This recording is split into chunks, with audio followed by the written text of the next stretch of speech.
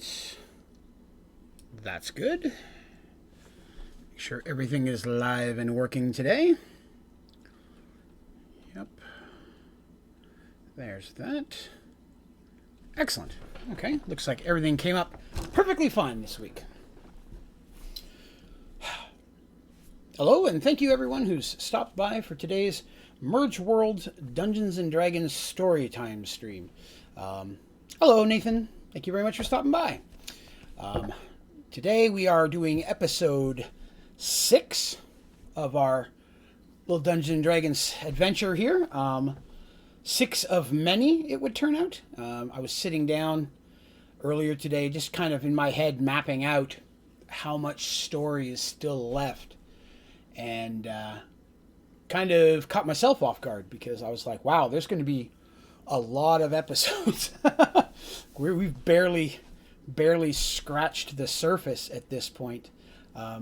This is the beginning of what I would consider the start of the main part of the adventure, which in itself took years of playtime. So there's a lot still going on.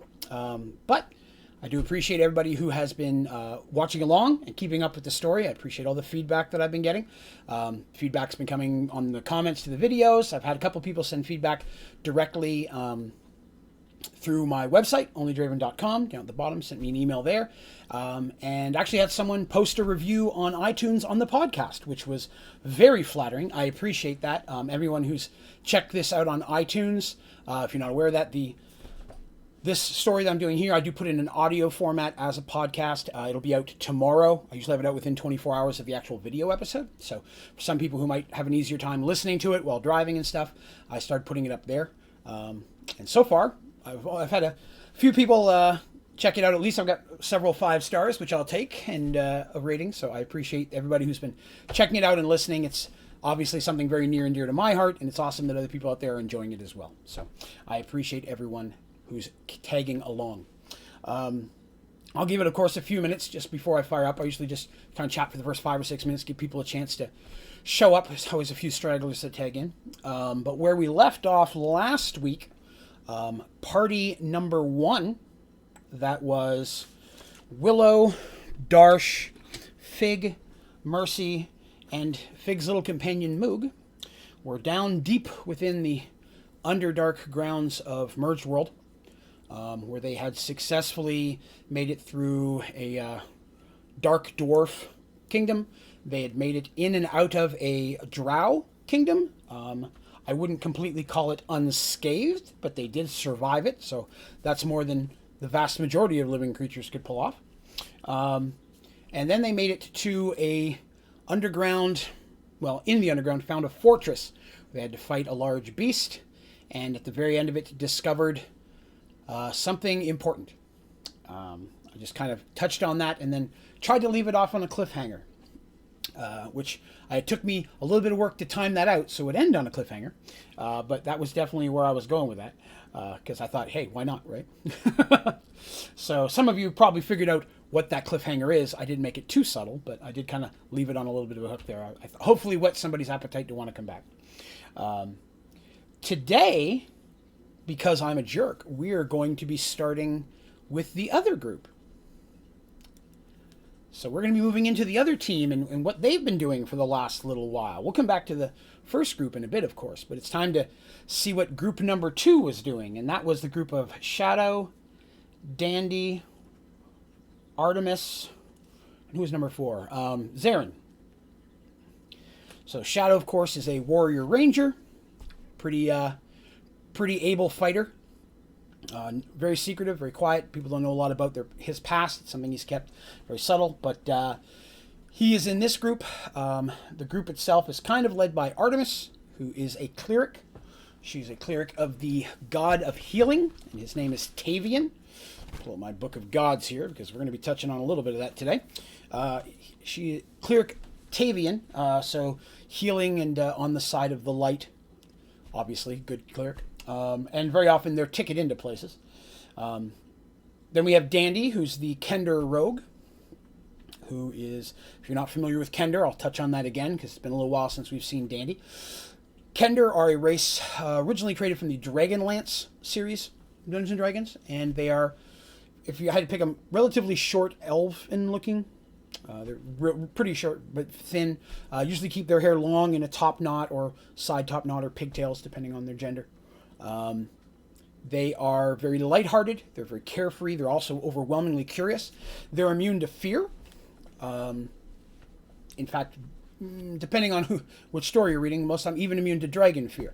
But because of that, they have a habit of not living very long. Things that common sense would tell us not to get involved in. For them, it's just curious. There's no fear of death. So they have a habit of not living to an old age. But they are overwhelmingly agile, make great thieves, although they would never consider themselves thieves. They're phenomenal pickpockets, although often they steal things without realizing it. When confronted with their theft, they're shocked that it's even happened. A lot of times like, hey, you must have put that in my backpack. I would have never taken that. Because in their mind, they really didn't. And then the last part of the one in the group is Zarin. Zarin is a halfling mage. His family wears dark crimson robes. He's from a family of, I guess you could say, I wouldn't say mercenary mages. Merchant mages is probably better, because they would sell themselves out as bodyguards or as seers to help find someone who's lost, whatever the case may be. Sometimes they would work in kingdoms as, the official mage of that kingdom, but they did it for coin. It was a family business, if you will, a very large family. And much like the other characters, they are all trying to find their way home. And right now, they're on a quest to try to gather the magical artifacts that all went missing after the Great Merge. Zoltan, the demigod, has tasked them with this quest, saying that only these two groups, or these group of 8 friends total, have what it takes to go ahead and get them back, and that there's also a force of darkness out there that is trying to get them as well. So it's a bit of a race against time. This group, of course, split up from the other group because each group has a magical necklace that when you spin it, a light shines out, much like a laser pointer, in the direction of the closest magical artifact. And at one point, they pointed 2 different directions. So they decided to split up. And the first group went off to the west, and they've gone and had some adventures, and we've talked about them. To the east. Now we're going to talk about the group going to the west. A little bit more about this group. Artemis, of the 4 of them, very often is the leader of the group. When entering into a kingdom or a city, or even just a town, being a cleric of healing, she's of course always welcomed. Who doesn't want someone who can heal around? Everybody knows clearly she's a good cleric, so nothing to fear there. So even though some of the other characters might look scary or imposing or even dangerous, they can very easily play it off as they are her guards. So in public, a lot of times she acts as if they work for her, and they understand that it's just a way of getting in where they need without a lot of conflict.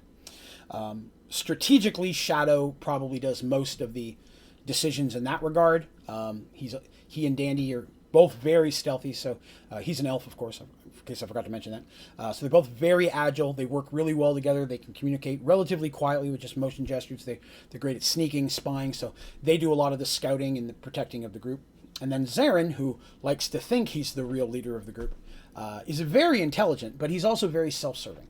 And of course, he knows that at this point, his allies and his friends, he's not evil, he's not trying to kill anybody, but he knows that this is a means to an end. He's trying to get home to his people, just like they all are, and he knows this group, at least right now, seems to be the best way to do that. And the fact that a demigod popped in and threw this quest at their feet, to him is like, okay, good, this is clearly the way I need to proceed. I'm with this group. Even the god beings are looking down at this as positive, so I'm in the right spot. I need to keep with this. But he's usually the first one to seek some type of reward or payment for any services that they may do. In this one, of course, the goal is to get home. He'll take that. So we're going to go back in time a little bit, of course, to when the group first split up. The original idea was that they were each going to travel 3 days and come back, unless they found something that they needed to continue, and then they would do accordingly. Obviously, the first group never came back. This group doesn't really end up either, but for slightly different reasons.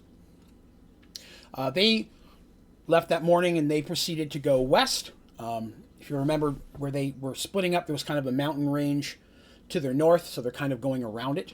And much like Willow's pendant in the other group, which led her up and backwards here, up and east around the mountains, this one's leading them up and west.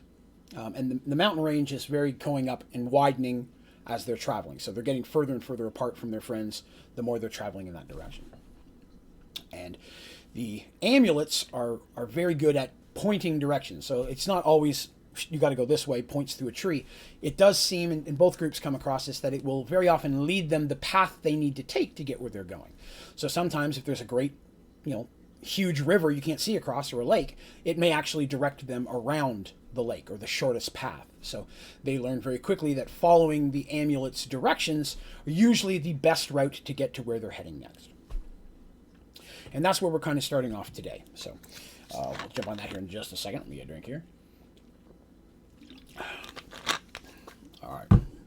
Now, so these guys, this group of 4, they start traveling as well. And they travel for a good 2 days. And they're halfway through their 3rd day. And they're starting to think, well, we haven't really come across anything specific. We're going to have to make a decision here very, very soon whether or not we're going to need to turn around and go back to the other group, or do we continue after this magical item? Neon says in chat, thank you for the refresher. You are very welcome. So we have to make a decision very soon. So tonight when we camp, we have to make a decision. Do we go one way or do we go another? Do we continue on searching after this magic item where the amulet is taking us, or do we try to book it back and see if our friends are there, so if they don't find anything, maybe we can all continue this direction together, or maybe they're in trouble and they need us to go that way. And it's the topic of conversation as they travel. And they're traveling across a mixture of, rolling plains and forested area, not super dense forest, but, small forest. Sometimes plains in the forest, it's broken up. But no real signs of any civilization. They don't come across any towns and such. Unlike the other group who had a different type of road as they traveled, very quickly Artemis's amulet is taking them off the roads and into these fields and forests that they're traveling through. So they haven't seen any sign of any real living population other than wild animals in the last couple days. They came across a couple old ruins of homes or farmsteads that have clearly been empty and left to ruin for a very long time, but nothing that would lead to any current civilization in that area. So they're looking for a place to make camp, and the mountain range, as they've gone up, and again, I'm trying to do this the right way because it's backwards for me, but as they're heading northwest, the mountains kind of dip down a little bit, if you will. So the mountain range coming up and then dipping down. So they realize at one point they have to go back a little bit southwest before they can loop around. And that's kind of the tip around that they're looking to do where they're going to make camp, because there's some forested area near the base of those mountains. The mountains are not far off. And they're pretty large mountains, snow-capped up top. Clearly not something the group could just climb over. Again, they haven't seen any roads or paths or even nature trails or anything that would take them over it, so they've been skirting around the edge. And they decide to make camp on the edge of those trees. There's plenty of dried wood there. The weather is, where they are right now, feels very mid to late fall-like. And again, that's an important thing, and you're going to see me define the weather in different situations, because depending on which section of whichever world they happen to be going through at that time, they may go from fall to spring to winter to summer, winter, summer, summer, winter, back and forth. Because as I mentioned very early on, that here in Merged Worlds, each chunk of land or world that's there has kept its natural environment. So as an example, I used, if a desert was next to let's say a frozen biome, it's all ice and snow, you'd think that in the middle, where the heat and the cold mixes, there'd be a melting of the snow. It might be very swampy and wet there, but it's not like that. It's literally a solid line. You can literally step into the snow, step into the sand. It's that neither one seems to be meshing together. The world, somehow the rules of that world are maintaining within their specific spot. And something I hadn't touched on, some of the worlds may be the size of a bedroom or something like that. Maybe just a small room is all that came from that world. And then there could be some worlds that are as big as a country. An entire kingdom could come through, or an entire ocean. It's very diverse, and there are also times, and they haven't really come across this, but just for the world building itself, there are sections of the world that you may find here and then there, and they're from the same world, but they're very vast differences apart. Maybe they were next door neighbors originally, and now they're half a world apart. And that's kind of the hope of these characters, is that they can either find more chunks of their world, find loved ones, friends, allies, or find a way to put it all back together so they can get back home. So our party is assigned to make a camp. Like, we're going to kind of rest, decide what we're going to do in the morning. And they get some lumber, they eat their meal, they talk. It's pretty much decided. They haven't really found anything that would lead them to believe that they're getting close to another artifact. For all they know, it could be a month of travel that direction before they find another one. So as they're getting ready for bed, discussing it, they decide they're going to go ahead and turn around. They're going to go back and see if the group is there, if the other group is back at the original meeting space. It means they wasted 3 days going this way and 3 days back, basically almost a week of waste, but that was kind of what they decided on. And then they'll go back there, they'll wait 1 or 2 days. If the group doesn't show up, then they'll either have to that point decide, do they follow them and try to find their friends, or do they continue on this path? As any good group should do in any fantasy setting, setting up camp in an unknown area, they do set up watch at night. They take turns. Even Artemis, who's probably the least combat-oriented of all of them, she uses a staff, of course, as a cleric. She has her staff, and it's not magical in any way. She also uses a whip, which is interesting, and we'll talk a little bit more about that later. But she does use a whip. It's just kind of something that she found interesting in her youth.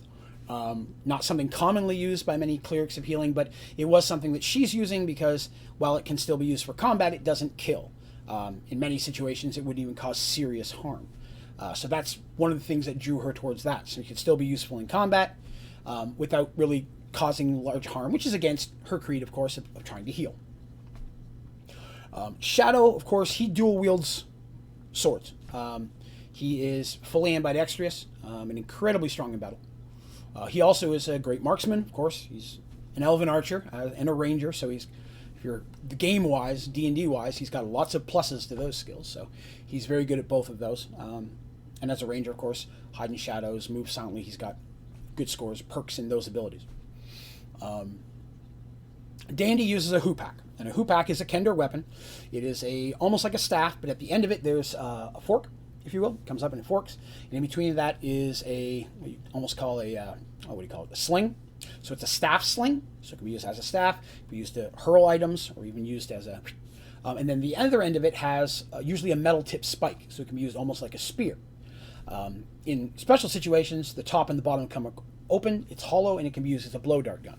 It's probably the most common Kender weapon that most people know of, but there are some others out there that we come across later in the story, but she uses the traditional hoopak, of course, and her other thing is daggers. She's very good at throwing daggers. She doesn't knife fight melee, but she's good at ranged daggers. Zarin also has a staff, but he actually uses a sling, your classic David and Goliath sling. And he has a couple of pouches on his belt of different stones, and he also has a pouch of steel balls, almost like ball bearings. That's something the sling is something that's quite big in his family. All the mages usually train in the sling and something. So he's pretty good with his sling because, of course, as a mage, if you run out of spells, there's not much else you can do, and he sure doesn't want to run into melee combat. So ranged is definitely his route, and Artemis would stay back and do that.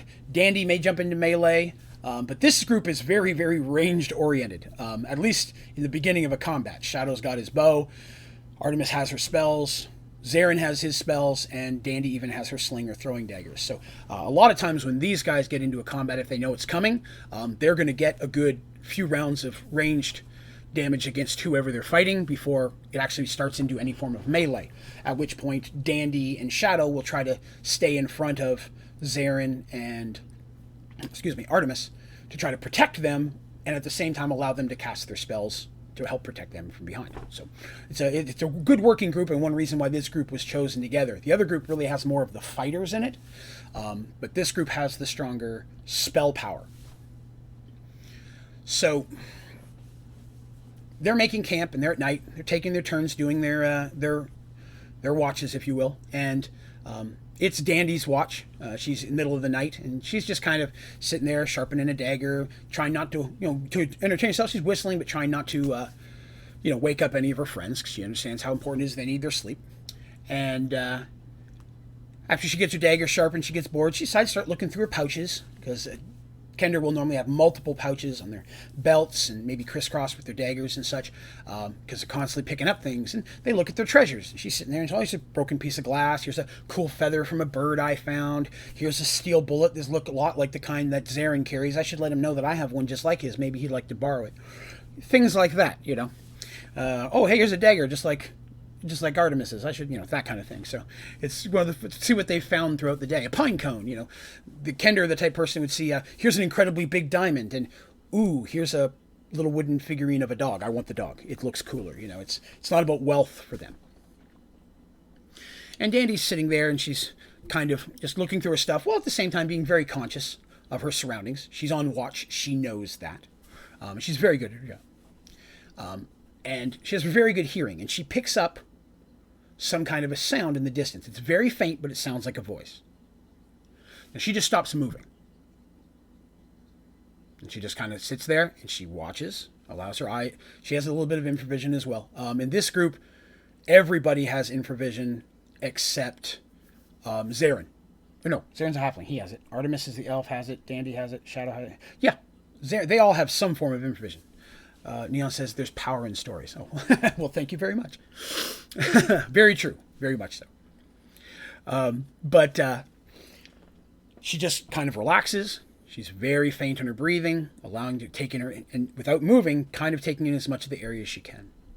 Where she was sitting, she was kind of had her back more towards the woods, looking out more towards the plains at that time as she makes rounds and looks. But the sound came from her left, so very quietly. She hasn't heard anything after a few seconds. She turns her head. She's very quietly putting her things back into her pouch, really subconsciously. She doesn't realize, that that's going in without a sound. She's just that quick and that agile. But she's fully focused on trying to find the source. And she hears it again faint, but a little bit louder. And through the trees, she sees in a great distance, using my hand here, you can't see where my hand is, but seeing just the tiniest flicker of light moving. She waits again to watch and see if she sees anything else, and then she sees another second flicker of light. It's hard to tell if it's the same light source or another one, but it's definitely in the same approximate area. It doesn't appear to be getting closer. No more sounds are heard coming closer, but something's obviously out there. Dandy very quickly goes over. She's 3/4 of the way to Shadow before Shadow's already up and going. Hearing her come, even in his self-conscious, Shadow is very aware. He didn't pick up on the voices, of course, but Dandy moving, even in her quiet state, Shadow picks up on them. So he looks up. She gives a little, they got their own little sign language. It's not like full sign language, but can give a, I heard something kind of thing. He nods, and he gets up, and he starts focusing as well. She points in the direction, and then she starts moving to wake up the others. Once Shadow is aware of what his hearing is phenomenal. Both he and Artemis, being elves, have the best hearing and the best infravision by far. They can see great distances. So he very quietly gathers up his weapons, douses the fire. They only had a small one anyways. And he starts heading towards the light. He's going to go scout this. Dandy understands that. She's getting the others up. So that way, if there is a problem, they're fully awake. They may need their magic. The others wake up quickly, being woken by Dandy, and it's still being dark out. They know something's wrong, because Dandy would normally wake them until it's their turn for the watch, and her little, when she's waking them up, lets them know that something's going on. They very quickly gather their things, not quite as quietly. Zarin is probably the loudest of all of them, but even still, as a halfling, not as bad as, say, Fig or Moog by any means in the other group. So they kind of hang out there. They're sitting there, they gather their stuff, they pack up what things they need, they prepare their weapons, and they wait for Shadow to return. Shadow is moving very, very quietly and quickly through the forest. He's not going in a straight line. He's moving from tree to tree. He's trying to stay hidden, watching for signs of whatever it was Dandy saw. He didn't get any specifics from her, but it doesn't take long before he sees the flickers of light as well, and he sees several. So as he's moving his way up, he finds that he's moving his way closer towards those mountains to the north. So as he's going up, even though it's wooded, he sees that the ground is going upwards. So he's doing just a gentle climb up a slope as he's doing this. As he does, he occasionally hears some kind of sound. It's clearly like someone either speaking or calling out, but it's still at a distance, so he doesn't make out what it says. It takes him a little bit of time, to get to where he's going because, again, he's trying to be very quiet and stealthy. But eventually he gets to a point where the hill kind of crests and then kind of breaks off a little bit. So it's not like a cliff, but it's like 4 or 5 feet of dirt, flat area, and then it continues down again. So it's like a hill. And as he gets to the top, he kind of gets low and he's looking over. And what he sees is not good. Cliffhanger, see you next week. Just kidding. What he sees is 2 ogres. Ogres are very large. Ogres are very historically, usually depending on the world they're from, I guess, sometimes not very smart, sometimes a little bit better. But almost always going to be evil, dastardly type kind of creatures. And as Dungeons & Dragons, I stay consistent. These ogres are clearly not good ogres. And I say that because between them, chained, are several prisoners. Zarin's sight, even in the darkness, is very good. The ogres are each carrying a torch, but they each have a chain. Like I said, there's an ogre, and then there are 3 figures chained between them, and then another ogre at the back. And they're making their way towards the base of the mountains, kind of the direction that Shadow was going. Because it's almost like I'm doing a lot of hand motions here, so I apologize. So as an overhead, they were kind of coming towards the trees and then up in, and then our group is coming here, so it's almost like they're merging up that way. He sees that they're heading. He decides he's going to follow them to see where they're going. But at a distance, in case there's more behind them or ahead of them. He definitely doesn't walk into an ogre village. That's not good for anybody. So he's very carefully staying at a distance, but keeping his eye on them, which isn't hard because they're really not trying to be subtle. They're just making their way, stomping through the woods. Occasionally, they're yelling or grunting at like kicking or whatever the people in chains between them, which is the sounds that Dandy originally heard and which Shadow was hearing as well. It's just them, the ogres, talking to each other, cursing out the 3 figures between them, which all look about man size, I should say. They all look human size. There's not short and stocky like dwarves or halflings.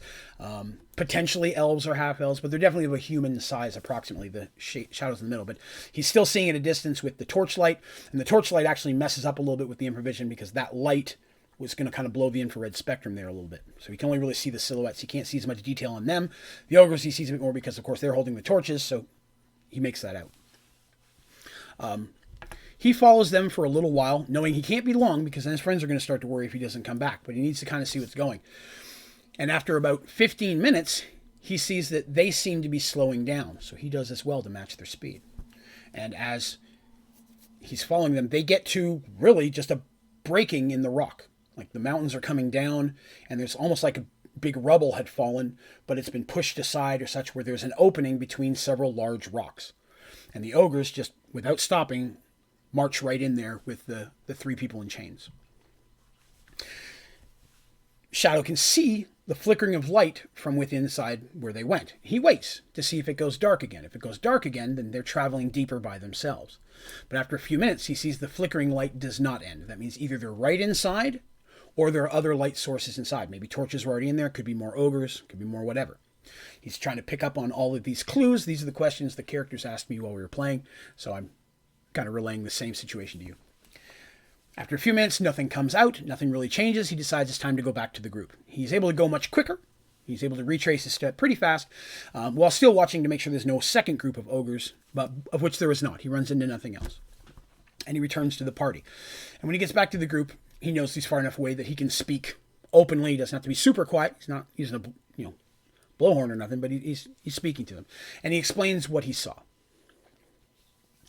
The group are like, okay, well, ogres are bad. People in chains probably good. This is the easiest deduction to find. Do we get involved?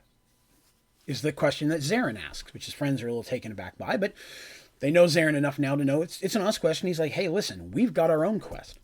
We're trying to save worlds. We're trying to get home. We're trying to stop an evil from taking over. I understand helping out people in chains. Good people, yes, fine. But do we want to put ourselves in a situation where we might lose our lives and not be able to do the greater good and save everybody? Needs of the many versus the needs of the few. And it's a very quick conversation of which Shadow kind of stays back. It's mostly Artemis and Zarin going back, and Dandy, of course, throwing her 2 cents in, because Dandy's always about investigating cool things. And eventually Artemis says, well, let's check the amulet. We haven't tried the amulet in a little bit. pops the amulet, starts spinning, and it points directly towards the direction that Shadow says the cave is. Zarin kind of puts his hands in the air. He goes, well, I guess that decides it for us then. He goes, kind of makes sense. We've been dragged out here in the middle of nowhere. Figures the first problem we come across is the first thing we need to get involved in. But fine, he goes, I'm not going to argue that. I'm about the bigger quest, and if the bigger quest means going in there and helping the people in the smaller quest, then so be it. That's fine. That's okay, because as long as we're working towards the main goal, he's cool with it. So they pack up the stuff that they had there that wasn't already packed. Pretty much was done. The group had it done, but they were trying to be quiet. And they start following Shadow. Dandy goes ahead, because again, she's able to, by his directions, find the place pretty easily herself, and she can make sure that nothing else has changed while they're catching up. So she books it as quickly as she can to get towards the thing. And they catch up eventually. They have to go a little bit slower to allow for Zarin, who's short and not very agile. But they finally all get up there, and they're kind of looking over that, like I said, around an edge, and they see the boulder, and they're like, okay, nothing's come out since Dandy's been there. There's no real sounds from inside. Do we just march in? It's decided that Dandy's going to look around a bit first. Dandy goes up closer. She's looking around, looking for their secret doors. Is there another entrance? Is there a back door, another cave? And her and Shadow are looking a little bit in different directions, while Artemis and Zarin are kind of hanging out in the middle, watching to make sure nothing comes out, which nothing does. After about 20 to 30 minutes, they decide there's no other way in except for this front door. That's discouraging. I mean, they could walk through the door and there could be 20 ogres there having breakfast. That's not the kind of situation they want to walk into, obviously. So they need to find out what's in there. Zarin, unfortunately, does not have any spells that would really help in this situation. Neither does Artemis. Sneaky stuff's not really their forte. So it's decided that Dandy's going to try to go in the cave and see what's going on. She's the smallest, and she's quiet, but if there's a problem, they would rather have Zarin covering it with the bow. She comes running out with a train of ogres behind him, then these three are going to be the best at ranged. They can start picking some of them off to help Dandy have the time she needs to get away, which in many situations ends up being the normal process. Send Dandy in. If she comes out with bad stuff, we shoot it so she can get away. Very common Dandy process. Sometimes without them knowing that's the process. That's just what Dandy does. Dandy makes her way down. She's very quietly, and she gets to the entrance. And she's listening, and she doesn't really hear anything. She can see the flickering light. It doesn't move at all, so she assumes there's some type of torch or bonfire. There's something inside that's creating the light. It's flickering enough that it's a moving flame. It's not probably just a candle or something. It's bigger than that. But she doesn't hear any sounds. So as quietly and quickly as she can, she makes her way in and through the door. Her friends are a little nervous about this, but they know Dandy can take care of herself. Once inside, Dandy's looking around, and she can see that the place has a stink about it, as you would expect. And there's some just gear and things thrown to the side. Most of it does not look used in a long time. More of a smell of I guess you'd say of offal, of waste, human or otherwise. And there's the smell of just decay. But the real big problem is she can smell sulfur. There's a smell of a bit of a sulfur tinge.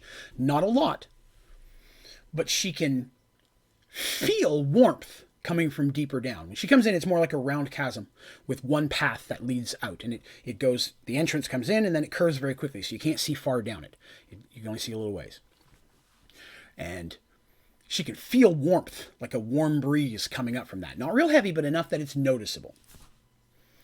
She takes a few minutes, she listens down the tunnel. She doesn't want to go a lot further. No one else comes back up. She decides to signal her friends. She does. She goes outside, does her little signal thing, which a lot of times is just to literally like take her blade and let it shine in the moonlight with her dagger. That's something that they use very commonly to if there's a light source to signal each other. Just the shimmer of the blade means it's okay.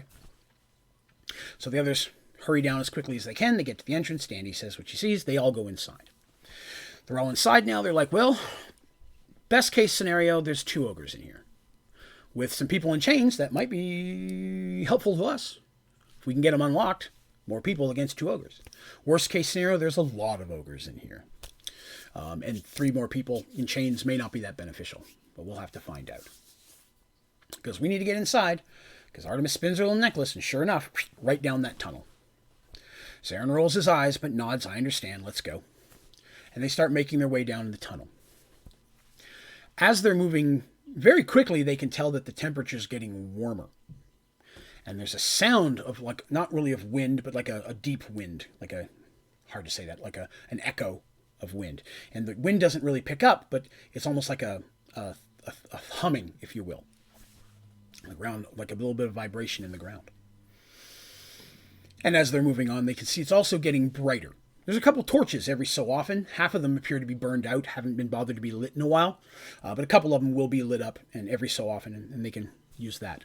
That means, unfortunately, they can't use infravision, so they are using the normal vision spectrum. As they make their way down the tunnel, they're listening. They don't really hear any voices at first, but then they hear something. Again, it's a voice, but they can't quite make out what it is. It's a deep voice.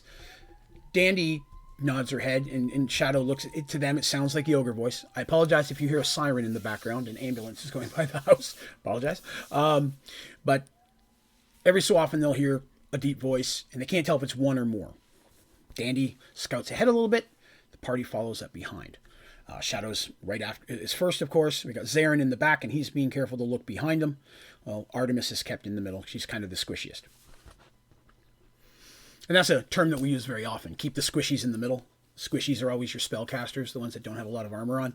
So that's your Willow, Artemis, and Zarin are your squishies in the group. And Moog, very easily is a squishy. But Dandy gets up to the edge.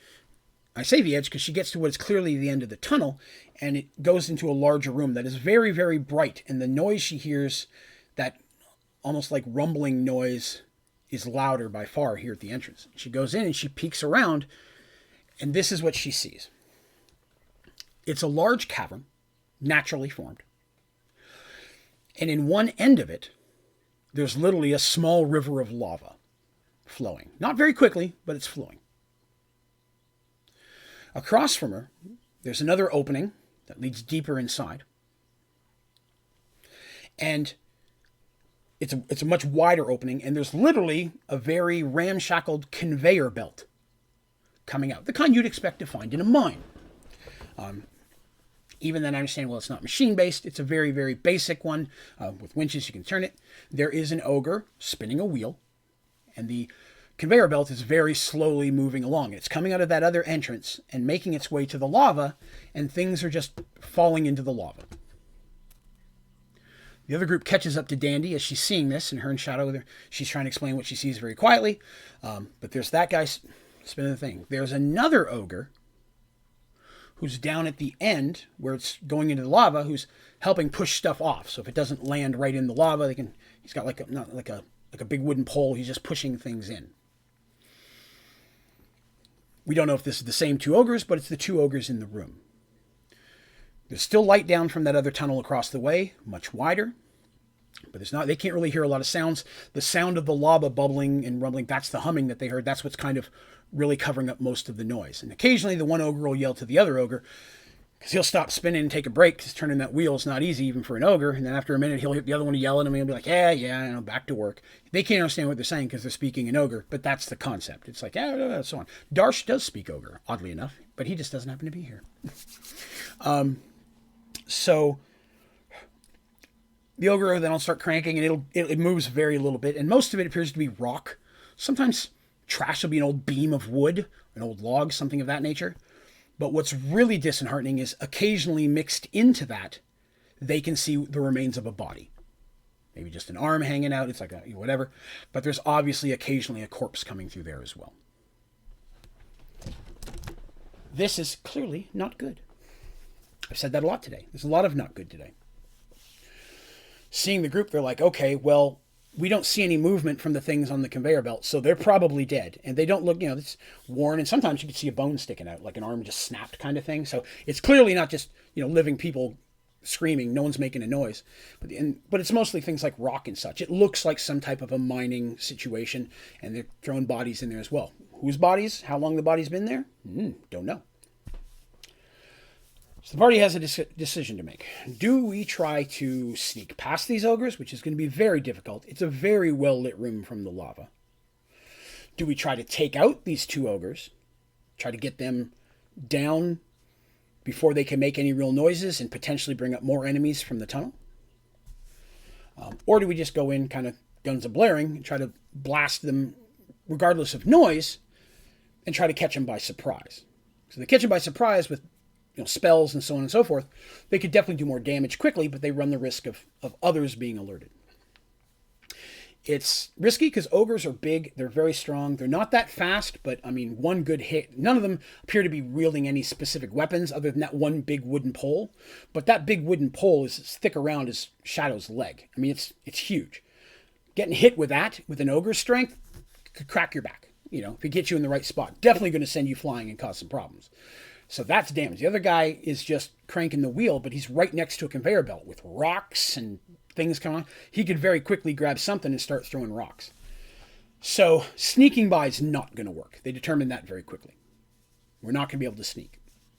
So we either have to go in and try to take them down fast and hope the sound of the lava, which is loud, helps cover the noise, or we go in and try quietly and take them down and run the risk that they're able to call out for help. It's not a good decision either way. Both of them have their ups and downs. But they decide that in this situation, their best is to go in guns blaring, even though it may make more noise. Getting these ogres down quickly might make it easier for them to hold the passageway, because they could backtrack to here and try to hold them at the passageway. Even Shadow with just his arrows might keep them pinned, and Shadow's aware of that. If they can get them down, he's definitely going to try to keep anything coming in pinned. That's his main thing. He's trying to hit the ogres. Once the ogres drop, he's going to start shooting anything that comes through. Zarin is going to cast a spell. For those of you who play Dungeons & Dragons, the spell that he decides to use is Magic Missile. Zarin has multiple combat spells, but he has Fireball, as all good wizards should. It's probably his most powerful spell at this point. But the problem with Fireball is, of course, it could also blow back in a contained area like that. They could hurt the friends, because Dandy's going to go rushing in and Artemis is going to try to cast some spells of her own. So he's decided, I'm going to go with Magic Missiles. Both he and Shadow are going to target one specific ogre. See if they can take him down quick. Dandy's going to try to get in and going to try to get behind the other ogre, while then Shadow's using arrows to try to pin him. Because if she can get behind him, she might be able to hamstring him, stab him in the back. If you know anything about rogues in Dungeons & Dragons, stabbing rogues do extra damage if they can get behind. It's mostly a sneaky thing. If they see you behind, it's not the same. But if she can get that hit on a kidney or something like that from behind, you don't see it's coming, she can do additional damage. So she's going to kind of go in blazing. Hopefully the first one falls, while the second one's attention's being drawn by arrows shot at. She can try to get behind it. Maybe trip it, maybe knock him down, knock him in the lava. They're going to go for the one on the wheel first, because he's the closest.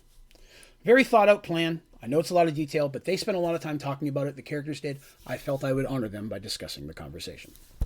So, this is their plan. If this was actual Dungeons & Dragons, I would tell them they do not have to roll for initiative. They get a surprise attack, which they did. And in the beginning, it goes off as they're expecting, as they're hoping. Shadow fires several arrows, getting the ogre very quickly in critical areas, doing a lot of damage. And then the blast of the magic missiles. If you're not familiar with magic missile, it is literally bolts of energy that shoot from your fingers. How many you can shoot depends on how powerful you are and how much damage they do, but they don't miss. You pick your target, they're like heat seeking. They're going to hit it unless that other thing you're aiming at has some way of magically dispelling it. So it's a great spell because it doesn't miss. It doesn't do as much damage. It doesn't hurt as much as some of the more powerful spells, but it's a guaranteed hit. And if you can focus on the ogres, again, face, and that's what they're shooting for. They're aiming for the throat and face with the arrows and such. The skin of ogres are very tough.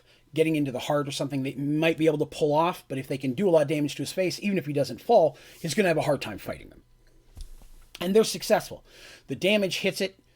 The ogre manages to make a loud noise enough that it falls, but an arrow hitting in its throat cuts the noise off pretty quickly. And the ogre falls down, just kind of choking and grasping at itself because it's dying. It's got an arrow in its throat and its face is all messed up. The other ogre at first doesn't realize what's happening. Again, the lava's very loud. And he's used to the other guy grumbling. He doesn't pay too much attention. So he's poking some stuff, and then the conveyor stops for a second. And he turns irritated that the conveyor stopped again because the ogre's taken another break. And that's when he sees arrows starting to come at him. And one hits him in the shoulder, but he very quickly is trying to brace himself because he's on the other side of the conveyor. Again, the conveyor is very along the ground. It's not high, but the stuff on it does give him a little bit of cover. There's big rocks and stuff, that being pushed off. And now the conveyor stopped. He can hide behind that. But he's an ogre. He's not that smart. He's not going to hide for long. He sees the other ogres down. He sees little Dandy come running at him. Barely comes up to his knees. And his first thoughts are, I'm going to squish this. and with that big staff starts swinging at her, almost like a whack-a-mole. She's very quick and manages to dodge the attacks each time.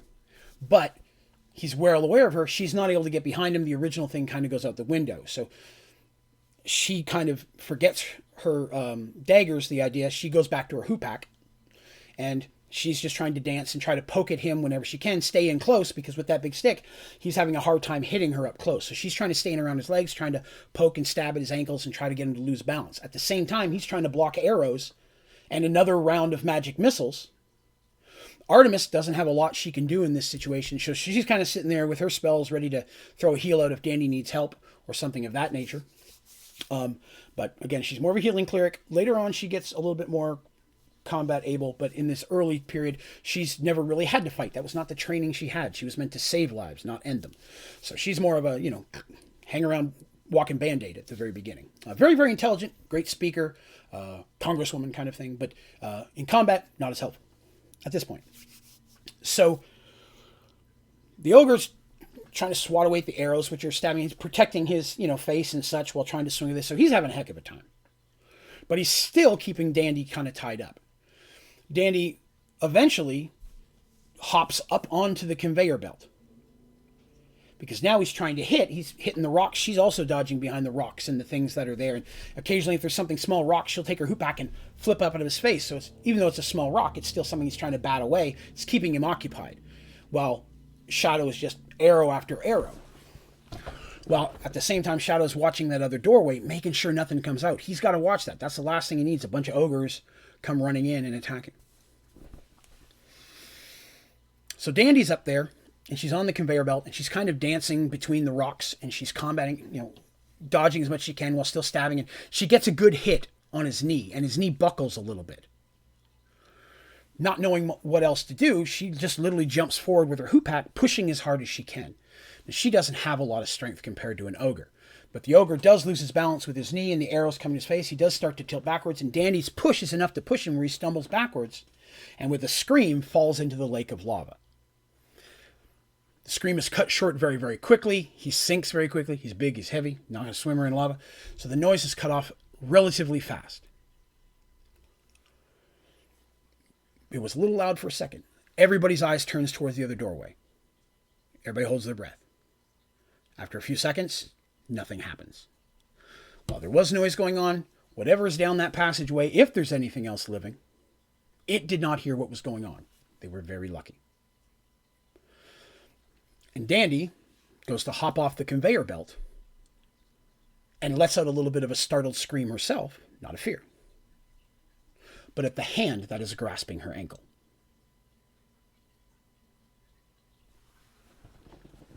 Let me drink 1 second here. Wet my throat.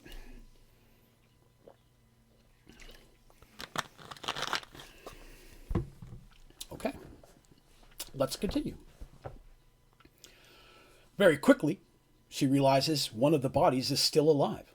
It's grabbed onto her, and whatever it is, whoever he is, they random limbs. There are some random, most of them are broken bodies, is kind of what I meant, and I may not describe that well. Imagine if a huge rock had landed on a person and killed them, and their arm was cracked and broken, and they just throw the body on the conveyor belt. There may be the occasional just limb on there, but it's more like just bodies thrown in there, and you can see the arm of the body hanging out over a rock, and you'll see part of the rock sticking out of it where it's literally just been busted.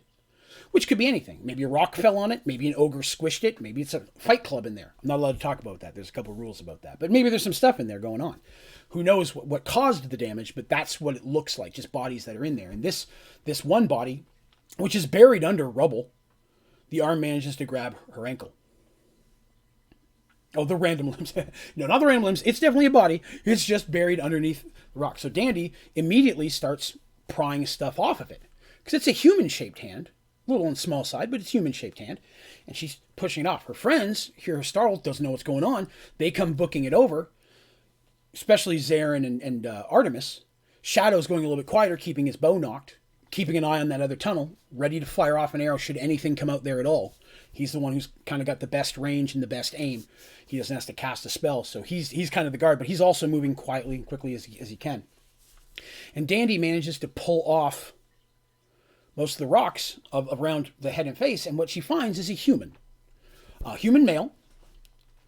Probably doesn't look like late teens, maybe very early 20s. Thin, clearly. Clothes ripped, blood and cuts all over him and such.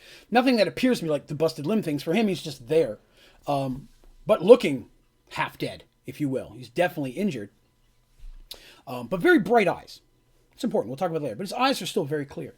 And he just looks up at Dandy, and his eyes open, and he tries to speak, and he's looking at her. And she reaches down, takes his hand, and she's like, we're going to get you. Hold on. My friends are here. They'll be able to help me lift these rocks off because they're a little bit heavy for her. And he just kind of passes out again. Artemis shows up, and, oh my goodness, I'm a healer. I can do something. And Zarin's like, oh, this isn't good. But he has a spell that he's able to use to try to help push that off. And Shadow finally catches up, and him and Zarin managed to wedge that off. And Zarin's kind of levitating the rocks a little bit to get it off, because there's one big one on the guy's younger end. Artemis steps in and immediately starts using some healing spells. Normally, she only has a certain amount a day. As a cleric, she can only have a certain amount of spells every day. She has to pray to her god to grant his blessings and spells for the day, but she's got a limitation. Normally, she would save these for the party, but this guy obviously needs some help. He has long, almost blonde to a dirty brown hair. And even though he's clearly a human male, he's on the relative small side. He's just barely a couple inches over 5 feet. He's pretty small for a human. And at first you look at him, you think, oh, maybe he's just a younger human. But when you see his face, you can tell he's average, like I said, late teens, early 20s. He's just not a big dude. And Artemis starts casting healing spells. And Shadow's like, we need to get him out of here. We need to get back into the original tunnel in case something comes out. We need to get back to a more defensible position. Artemis motions that, yes, he's clear enough to be moved. And Shadow picks him up, a little startled at how light he is. You see, looking at his limbs, they're very, very thin. He's not eaten much in a while. And they quickly take him back and they put him down, so on and so forth. Shadow keeps an eye on the other tunnel. Zarin starts searching the guy to see if there are any signs of who he is, but his clothes are just basically rags and rips at this point. Like I said, he's thin, he's almost skeletal. The young man wakes up, although he's not really able to speak. They give him some water. And, he can't eat anything. If you know anything about me, he's not going to eat a sandwich at this point. He's little, but water, great. He can only take small sips, but you can tell how awesome it is, like how relieving it is for him to get gulps of clean water from their wineskin, or water skin. Dandy, standing there kind of holding his hand, because she's worried about that. It's like, oh my God, young dude, this is not cool. And Shadow says, I'm going to go to the other tunnel and try to move in a little bit, see if I can see what we're up against ahead of this. Zarin's going to keep an eye from behind on the room, while Shadow and Artemis are also going to have to keep an eye at the other tunnel while they're helping the young guy. Because for all they know, another group of ogres could come marching down with more people in chains. But this guy, I doubt he was one of the ones in those chains. Just because he's obviously too weak to have been walking all the way here, which leads them to believe there may be more people down there. They could be slaves of some kind. It could be food. Who knows what they're going to do with them, but there must be more people down there. This, of course, gives them a little bit of hope of, okay, if this guy's still alive, there might be more living people. A, maybe we can save some people. B, if there are ogres, maybe we have some people who can help us in this situation. We can get them free. Maybe they can help fight. Obviously not if they're in this guy's condition, because he could barely lift his own body. Probably why the ogres just chucked him on there, thinking he was pretty much dead anyways. He's useless at that point, whether he's dead or not. The young man's color comes back a little bit. Artemis's healing spells are very nice, very potent. And you can see some of the wounds, the small cuts and such on him. They were probably from rock and just being buried under there, healed up. It doesn't appear that he has any major broken bones. Maybe a rib, she thinks, but she does her best to heal that. But he's definitely got some cuts and sprains and such. And he's, like I said, more than anything else, he's just wasted away. Shadow, at this point, he's moving on down the tunnel. He's got to see what they're up against. He does not want a surprise here. And as he's making his way down the tunnel, he sees that the elevator, or what do I call it, not elevator, the mill thing, the wheelie thing I was talking about before, it's going up a little bit. So the things are coming down, things will roll a little bit. And he knows, at least in his mind, if that doesn't start spinning and moving soon, someone's going to come up and investigate why. Probably used to an ogre being lazy and stopping every so often, but stopping for 20, 30 minutes, maybe not so much. Moving as quickly as he can, he gets to another area where there's another large cavern. This one much darker. There's no lava in this one. But he can see different entryways. It's very much like a mine. Very obviously a mine. You can hear the sounds of people picking at rocks, whether it be hammers or picks coming down from different tunnels. And you can see only 2 more ogres. And one of them is just kind of sitting on a chair, just kind of like half dozed off. And another one just occasionally comes out of one of the little tunnels and goes down another one. Comes out and goes down another one. Like he's obviously making rounds. There's another larger tunnel that's much more well lit on the other side that the ogre never goes down. So at this point, Shadow's like, okay, I know of at least 2 more ogres and something else further down there. The treadmill, or not treadmill, but you don't talk about the thing. I'm forgetting the word now, but the thingy that moves things that are moving. Conveyor belt. Thank you. The conveyor belt has not moving, but it definitely starts here. And after a few minutes, he sees what looks like another male human with a wheelbarrow of some kind, very crude one, come out of one of the tunnels and just start dumping and putting the stuff on the treadmill. Conveyor belt. I don't know why I keep calling it treadmill. Conveyor belt. And then weakly wobbles back down his tunnel. Shadow's like, okay, I've got an idea of what's going on here. I'm going to get back to the group. I think we need to quickly try to do the same thing here. If we can get in and take these 2 ogres down and hope there aren't any down these tunnels where people are mining, then potentially we might be able to do the same thing. Take this room down quickly before the next group comes. Although this room, while there's noise, nowhere near as loud as the lava flow from the river. Shadow makes his way back. He gets back in time for the young man's eyes to finally open again. This whole process took at least 20-30 minutes in moving and such. And Shadow knows that time is of the essence. Eventually someone's going to come to investigate why that conveyor belt's not moving. And the young man's barely able to speak. They ask his name, and he's able to say that his name is Michael. Now, I want to stress something very important here. Very early on in the very first episode of Mergeworld, I mentioned that there was a character named Michael who was the brother of the young woman who was the love interest of Rafe Firemoon. This is not the same Michael. The name Michael got used twice. And there's reasons for that I'll talk about in a later episode when it becomes pertinent. But at this point, it is a different Michael. I want to clarify that. Okay? So this is the same Michael. No, it is not. So you're thinking the same thing. That's why I want to stop there. No, this is a different Michael. It is a different dude. That guy was regular size. This guy's small, even for Michael. So yes, Neon mentioned that. Ooh, the same Michael. It's not. And I'd mentioned at one point very early on that there was a couple of names that get used again. But this Michael, no, this is a different Michael. I like to assume that there are common names even in fantasy worlds. In certain kingdoms, you may find, John is a common name, or Uther is a common name. Michael, common name on this world, common name there. I can promise this is the last Michael, though. There's no more Michaels after this one. That I can think of at this moment. Yes, I'm pretty sure the only Michael. He says his name is Michael, but he's not able to say much. They ask a couple questions. How many ogres are there? He manages to say 4. They're like, 4 including the 2 we just killed? Or 4 more down in the tunnels? And he says 4 more. Again, taking sips of water, trying not to cough. They got him sitting up a little bit now. And he's very thankful, you can tell that. But he keeps looking oddly at Dandy. Very, very easily, they're looking at him. It's almost like a suspicious look. He's looking at her oddly. He doesn't say anything. Every so often his eyes stare at her and he's like, kind of a thing. And Shadow picks up on it. Zarin does as well because he's good to know that. Artemis not so much. She's too worried about healing him and getting the such. But Shadow and Zarin pick up on the little looks and they look at each other and they're like, you saw? Okay, I saw that too. And he says there's 4 more ogres. There were 6 total. And there are 2 more that left a couple of days ago. There were 4 that left. That they go out and they look for more slaves to come back. 2 of them have returned. There's still 2 more out there. This is not good news. That means 2 more could come back at any time. They got to be careful. Now, there's at least 2 more behind them coming back eventually. Could be days. He said that they go looking for people. Sometimes they're gone for days. Sometimes they're gone for weeks. They just come back with people. He says that they're forced to work in these mines. There are about 10 to 12 more people down in there, forced to mine. They just brought in 3 new ones. That's added to that total. And it's men and women mostly being forced to mine and work. He doesn't know what they're looking for only that anything other than rock they're supposed to draw attention to.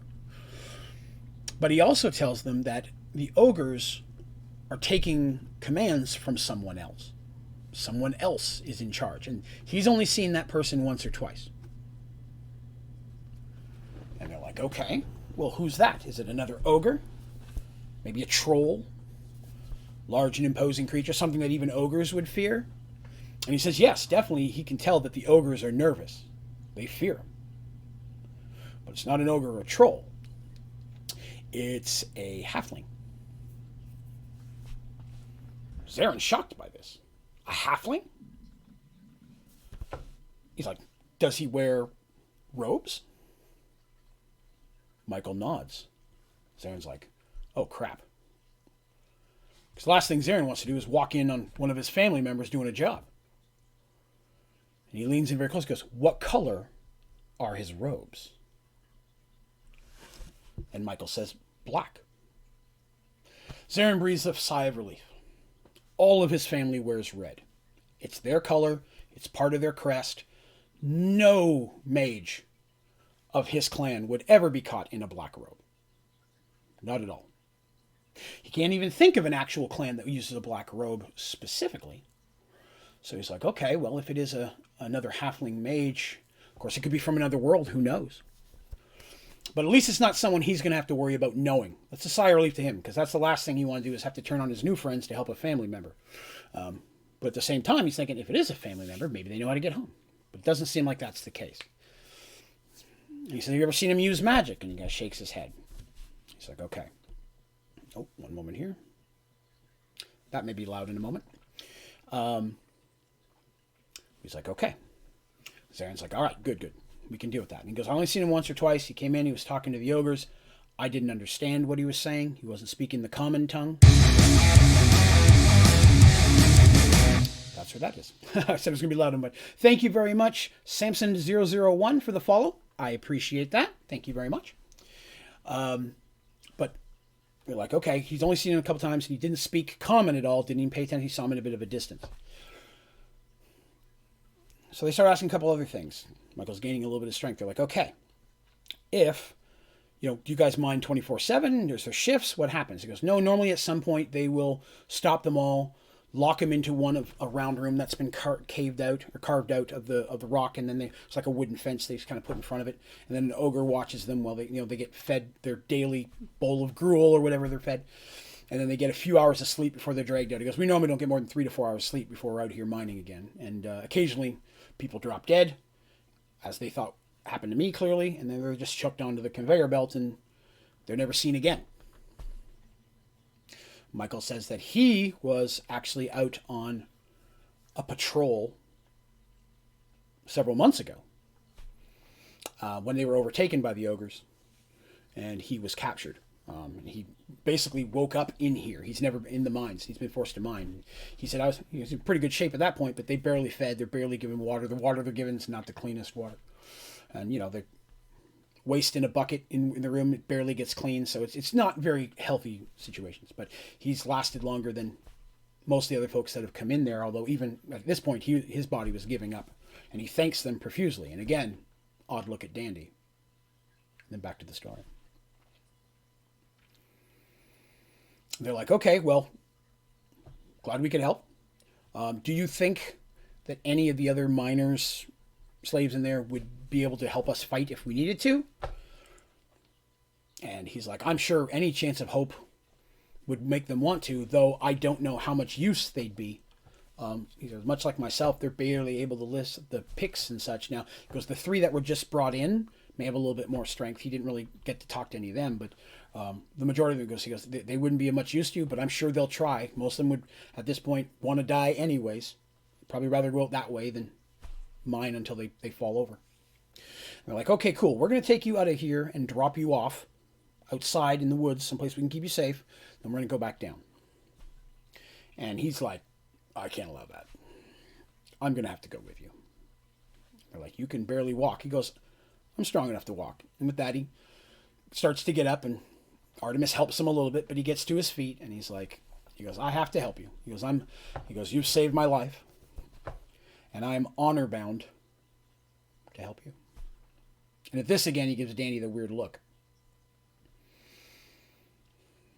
He goes, my honor states that I must stay with you until either I die or I have, repaid back honor, the whole kind of honor thing. I want to say he had a pretty cool speech back at the time, but sadly, I don't have that paper anymore. It got lost in the flood. They're not real happy about it, but he goes, I may not be, what I normally am, but give me a sword and I'll have your backs. Not much else they can do at this point. Clearly can't make a scene. Shadow's like, we need to do something because time is of the essence. And they're like, okay, fine. They have their chest of holding. They both, did they? Did they both have a chest of holding? Yes, they both had a chest of holding. That's right. They both had a chest of holding. So they open up their chest of holding. Inside they had some basic weapons. They give him he takes a broadsword. And he takes that and he's like, okay, this will work. And he takes a dagger. And they have some old clothes they throw on him. They don't fit real well, but they're, he's not much bigger than Dandy, but by 1.5 feet at this point. She's real small, but he throws some clothes on that at least work, give him a little bit of stuff. They don't really have any armor that fits him, but he does take a small shield, and he has that. And the shield, he tries to carry up. He's like, okay, that's too heavy. I'm not going to be able to do that. I'll just two-hand this broadsword. They're like, okay, well, worst case scenario, we've got another blade here. We'll take it. And they make their way down. Shadow is, of course, up front. He's making his way down, and he's partway down. They go through the room into the nether tunnel, working through, and they're partway through when Shadow comes around an edge, and he's almost face to face with an ogre. An ogre was coming up to finally see why the hell this conveyor belt hadn't moved in 30, 40 minutes, almost an hour at this point. Lazy ogre's up there is going to have to go there and thump some skulls, get things moving again. The conveyor at the bottom's filling up. He comes around, and they're both shocked at the same time. To just literally come around a corner face to face with an elf. Instinctually, the ogre reaches out to try to grab him. He doesn't have a weapon in his hand. He's got a club with some spikes on it hanging from his belt, but he just reaches out to grab Shadow. Shadow, who is walking with arrows knocked, he had 2 of them, just lets himself fall backwards and shoots the arrows. And one of them just kind of grazes the ogre's ear, but the other one goes right up under his chin. Ogres have very thick skulls. This does not kill the ogre, but boy does it hurt. And it also keeps him from being able to yell out. It's almost like it pins his jaw together. And the ogre stops and reaches, instinctually, someone shoots you in the throat. That's not going to be cool. He reaches out and grabs it and tries to pull it out. Dropping his bow, because at this point, he doesn't need it. Shadow pulls out his swords and just starts going to town on this ogre. The ogre, of course, was occupied with his arrow in his throat. Now is trying to hold his throat while swipe at this elf that's stabbing at him, and Shadow makes very quick work of him. Again, dual-wielding swords. He draws them fast, and he's pretty vicious with it. And Shadow, when he needs to be, is quite violent. His friends have only seen that a couple of times, when it's been a serious battle situation. And in those situations, he is, I would say, unemotional. Would probably be the best way to say it. He does the most amount of damage as quickly as possible with very, very precision movements. He doesn't mess around. And he doesn't go for injuring hits. If he's in combat, he goes to kill. And he succeeds. The ogre hits the ground very, very quickly. Still choking and gurgling kind of thing, but dying. The friends come around the corner like, oh my god, because they heard that. And he's like, we've got to move fast because there's at least 3 more up there. We've got to go. They come up to the room. They look around. The one ogre is still sitting back on the chair, half asleep. No sign of the other ogres. They do the same type of process they did before. This ogre's half asleep. They figure they can get in a little bit further. Zarin's going to use a spell. Shadow's going to use his arrows. Dandy's going to try to go away from this fight up into one of the tunnels and see if she can let anybody else in there out. See if there's another ogre up the tunnel. If there is, maybe try to slow him down while they take care of the first one.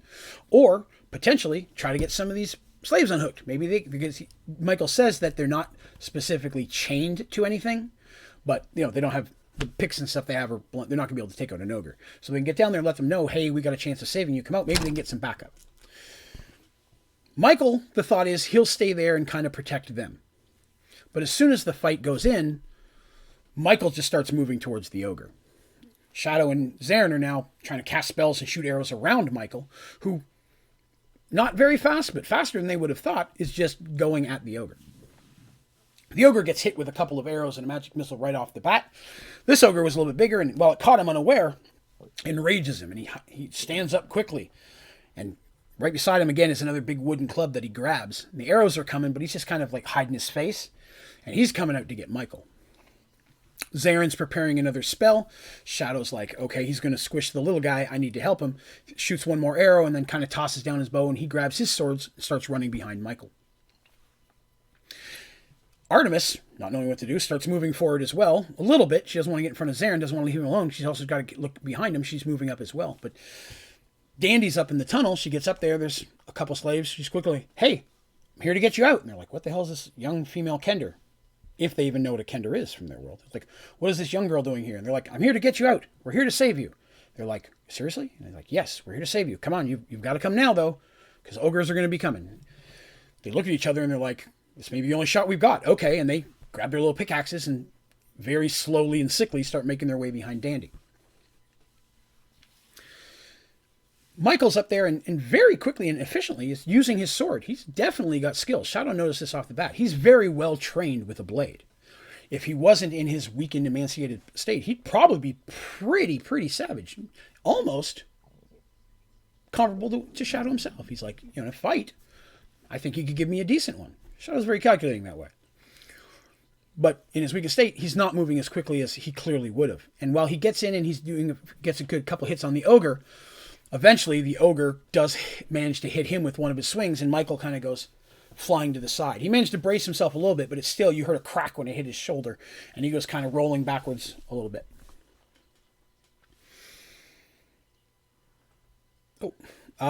Nick Gur 792 says, hey, what's up? Hello, Nick. Thanks for stopping by the stream.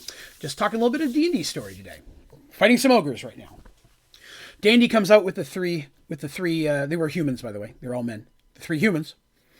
And sees what's going on just in time to see Michael kind of roll towards her on the feet. That's not good. And he sees Shadow stepping into combat with this ogre, and ogre's coming at him. Dandy now worried that, because it's loud, the ogre's calling out. This is not like the other fights. Clearly, someone's going to hear this. Dandy tells the other miners, go get the other miners and get them out of here. Numbers are the only shot we've got. We're going to help you.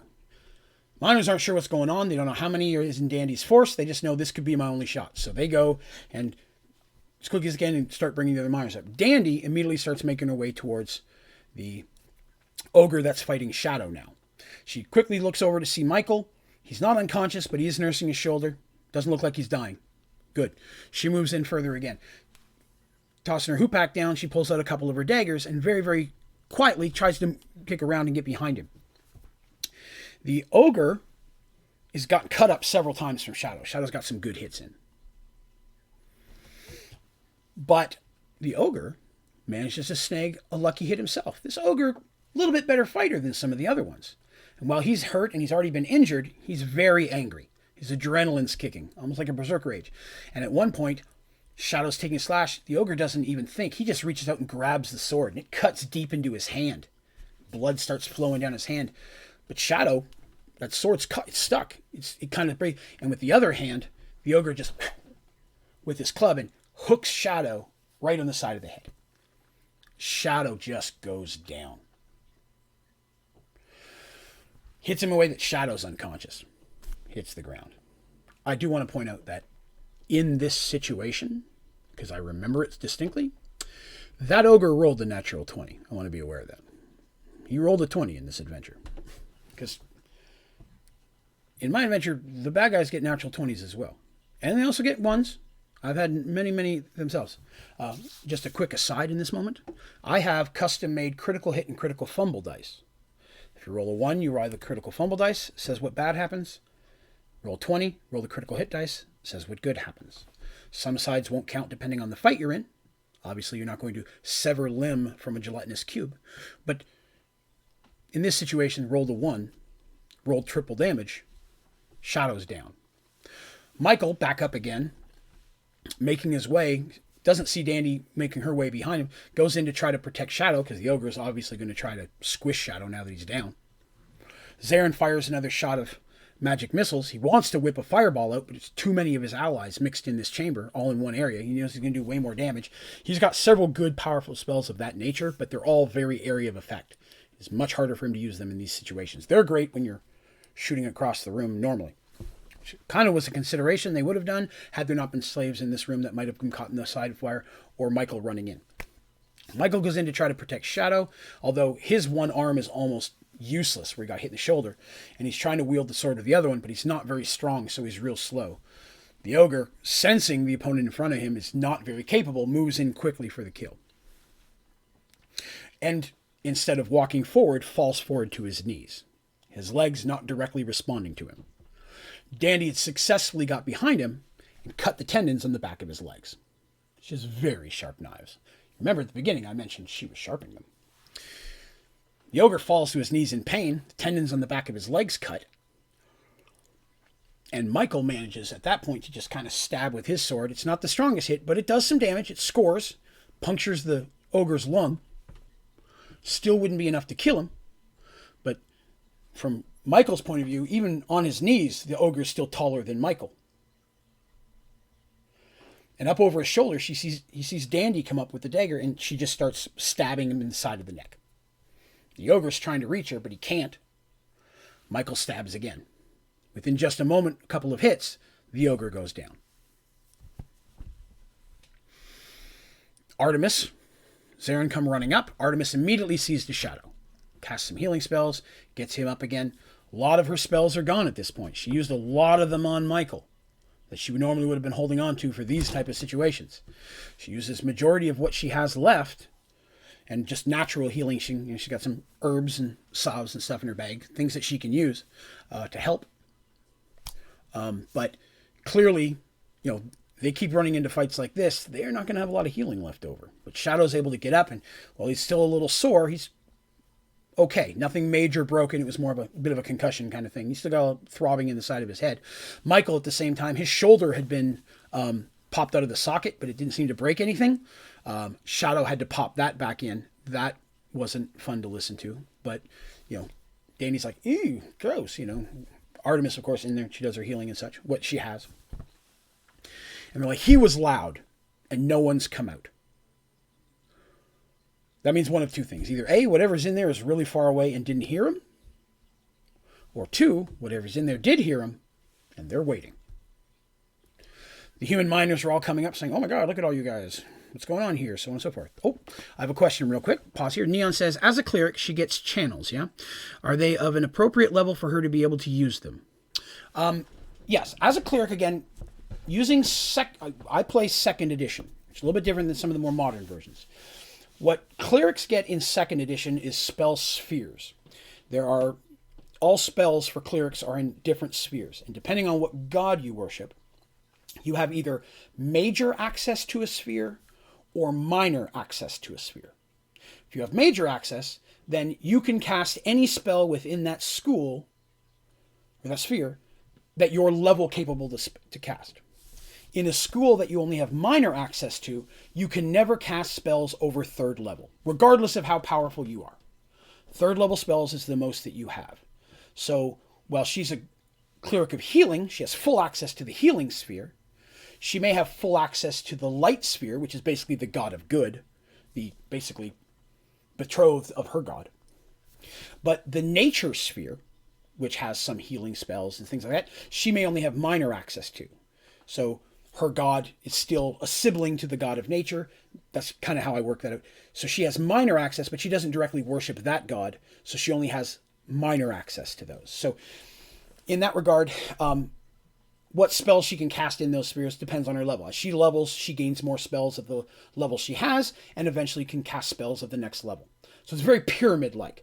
You get to a certain level, now I can cast 1 4th level, 2 3rd level, 4 2nd level, 8 1 level. So it's like a diamond. Same with wizards. Wizards are almost the same. A specialty wizard can only do a special school of magic, whereas a generic wizard can use all of them. Depending on how you play, there can be some restrictions there. It's up to your DM. So that's 2nd edition magic. So she has mostly healing and light spells. She's got a lot of bless spells, a lot of anti-undead spells. She's got a lot of that stuff. Being of the healing, death is her nemesis. So she has a lot of anti-undead stuff. None of that's really affected the story yet. So a lot of those cool spells she's got just aren't useful in these situations. I have to pull her spell sheet out. I still got it. I'm going to pull that out tomorrow for the next one so I can give some specific ideas of some of her spells. But they're like, okay, what are we going to do now? I'm like, all right, we need to carry on. They say to the miners, you need to get out of here. Like I said, there's about 9 or 10 of them. The last couple that got in, they've literally been here a few hours. They don't know what's going on. They're beat up a little bit. They were captured, but they're in a little bit healthier situation. They're like, here, grab these picks, grab what you can as a weapon, get out to the forest. You know, if you go and give them the direction, go the directions we came. There were no ogres there. In the woods, you should hopefully be able to find some stuff. It's not real cold out. It's fall. You know, we saw things growing on trees. You can get out there, get you some food, try to make your way to some type of civilization. They try to get Michael to go with them. Michael says he can't. He's still honor bound to stay with them. Like, you kind of saved us. He's like, nope, doesn't work like that. I'm with you guys. The other miners are like, well, we're not going to argue. We're getting the hell out of here. So they go booking it up, again, as quickly as they can, because they know these other last 2 ogres that are out wandering around out there could return at any time. So they move very, very quickly to get out of here. Our heroes, if you will, plus Michael, group of 5 now, they're like, okay, we need to move forward as quickly as we can. If something's in there waiting for us, let's get in there and deal with it. Artemis, real quick, spins her little necklace. Sure enough, shines right down the tunnel. That was the more lit one that the ogre was not originally walking in out of. Whatever we're here is in that room. It may know we're coming. We don't have a lot of options. So they go in there and they work their way in, and they come into, as they're walking, the ground becomes almost a little bit more stoned. I don't mean like stoned as in like different stones, like a pathway. Like it was originally laid as a stone pathway. And instead of rock, there's areas that are dirt. Once again, very quickly, this is a chunk of land that might not have been underground before the merge. And as they're moving through, they can see that rock has been cleared away from this and pulled aside. Probably the mining started here. And ahead of them, in a small chamber, they see, not pedestals, but the columns. Thank you. The columns that would normally hold up a roof in like an Olympian kind of thing. And it appears there's a temple of some kind in here. It looks like a temple-style building. May not be a temple. Artemis isn't sensing any godly influence of healing or not healing or any of the gods from it, but it has that kind of look about it. And it's partially buried in the cave wall. You know, it's buried in the rock itself, but the entrance has been cleared and there's light coming from inside. Like, well, no time like the present. They start making their way forward. And they walk their way in, and they get near the end, and Shadow and Dandy are first. Dandy's moving ahead of them, checking to make sure there's no traps laid. That is a skill that Dandy has as a thief. She can look for traps. She has a pretty good chance of finding them. If she does, she may be able to disarm them. At the same time, Artemis is using her ability. She does have the ability to detect magic to make sure there's no magical traps around. Zarin has spells, but he doesn't want to waste his spell energy on detect magics. He's saving his for more offensive because he's feeling, they all do, there's probably another fight. We know there's at least 2 more ogres that are supposed to be down here. The way that I do magic, and again, I'm stepping aside from this, but it's going to make a little more sense in the story as we progress with magic, is a little bit different than the traditional 2nd edition. The traditional 2nd edition, at the beginning of your day, if you're a wizard, you study what spells you want to have. If you're a cleric, you pray for. It's a little bit different. You can cast a certain amount of spells from those schools, as we talked of earlier. But for wizards, they have to memorize certain spells. I don't like that. Never been a fan of that.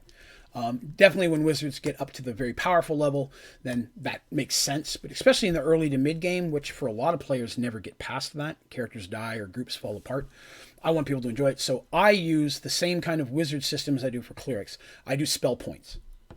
So if you have 4 first level spells that you cast a day as a wizard, you can cast the same spell 4 times. You can cast 2 different spells twice. You can cast 4 completely different spells. If you know that spell, you have that much basically magic energy, akin very much to video games like mana or magical energy. You have enough to be able to strengthen you to cast that many spells. And so I use a spell point system. So you may see Zarin, I know I can cast 4 more of these spells today. So I could use one to detect magic, or I could save that for a magic missile, which may be more beneficial. Artemis has a detect magic spell that's not going to interfere with her ability to heal. It's better for her to use that spell, and a lot of times she does, so that Zarin can save his spells for more offensive or important things. At least in this early game, until she starts getting some more badass skills herself, spells and such. So I wanted to cover that because it will be important as we see how magic works moving forward. So they're making their way into the temple, and they're starting to move quickly, and Artemis is the first one to call out for them to stop. And they're all a little caught by that. What would Artemis know that they don't? And she says, I finally can sense something from in here. And they're like, okay, what is magic? And she goes, no, I'm sensing death. And they're like, you smell dead people? You see dead people? Is this a sixth sense kind of thing? And she's like, no, I sense the essence of death and suffering and disease. She goes, this temple was not originally dedicated to that, but whatever's ahead of us is a worshiper of sickness. So let me grab my God book here so I can give you some specifics. Grab my list here. So Sherik is the god of famine and disease. Now, you would think that that would be diametrically opposed to the god of healing, but it is not. The god of death is actually diametrically opposed to the god of healing in my pantheon of gods. But he's still a jerk. You know, and don't get me wrong, famine, disease, pestilence, these things are needed in the world. They sometimes do serve positive things. Forest fire can be bad and good, if you will, for rebuilding and revitalizing the forest. That kind of a concept. But 9 times out of 10, he's really just a prick and he causes problems. And this is what she's sensing, the aura, the sense of that ahead of her, which is probably her second most hated god for what she does. You can't heal disease without disease healed. Very true. Circle of life kind of thing there. And again, I mentioned in the past, my world is very much about balance. There's very something that the neutral gods are very about balancing, and sometimes they'll team with the bad, sometimes team with the good, light or dark, if you will. But balance is important. So, moving forward, you're aware of this. Okay. Now they're starting, Zarin's like, okay, there was something wearing black robes that might not have been a mage. That halfling may be a cleric instead. This opens up a whole other set of problems.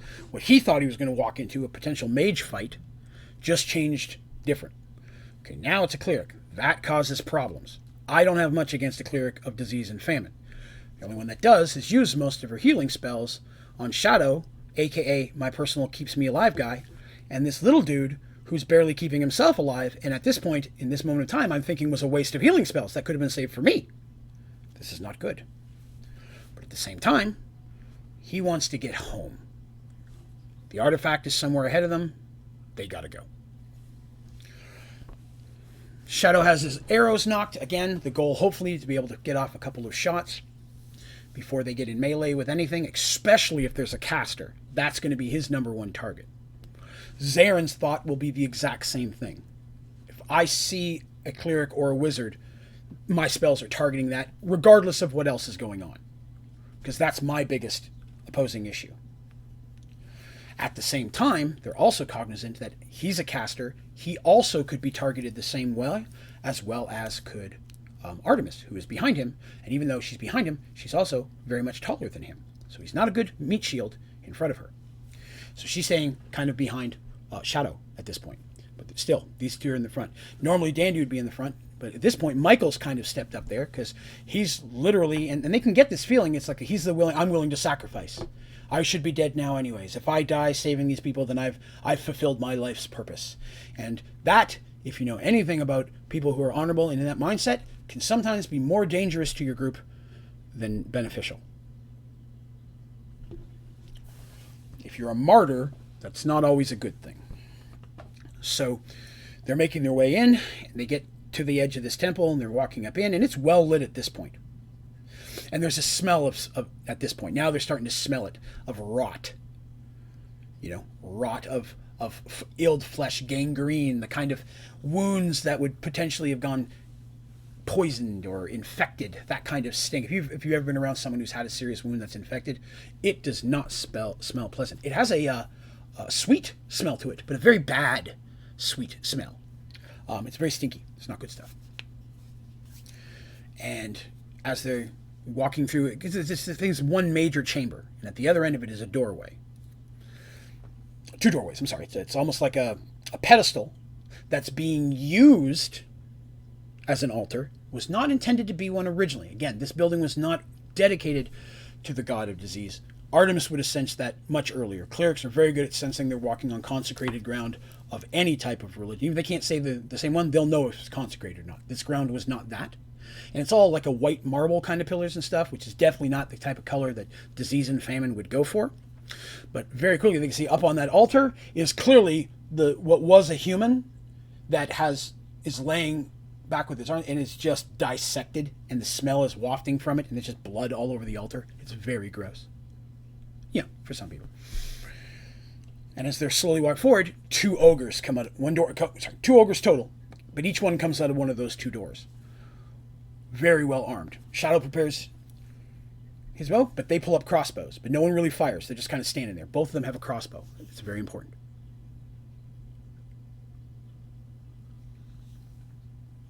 "We don't get visitors down here very often," comes a voice from behind the ogres. The ogres step aside a little bit, still training their crossbows on the enemy, which is, our guys. And walking out is the little halfling in his black robes. Now they get to see him. His face has boils and pustules on it. His one eye looks like it's red and infected. His fingers are almost skeletal and green at the tips. His nails green, but with obviously red of what was blood.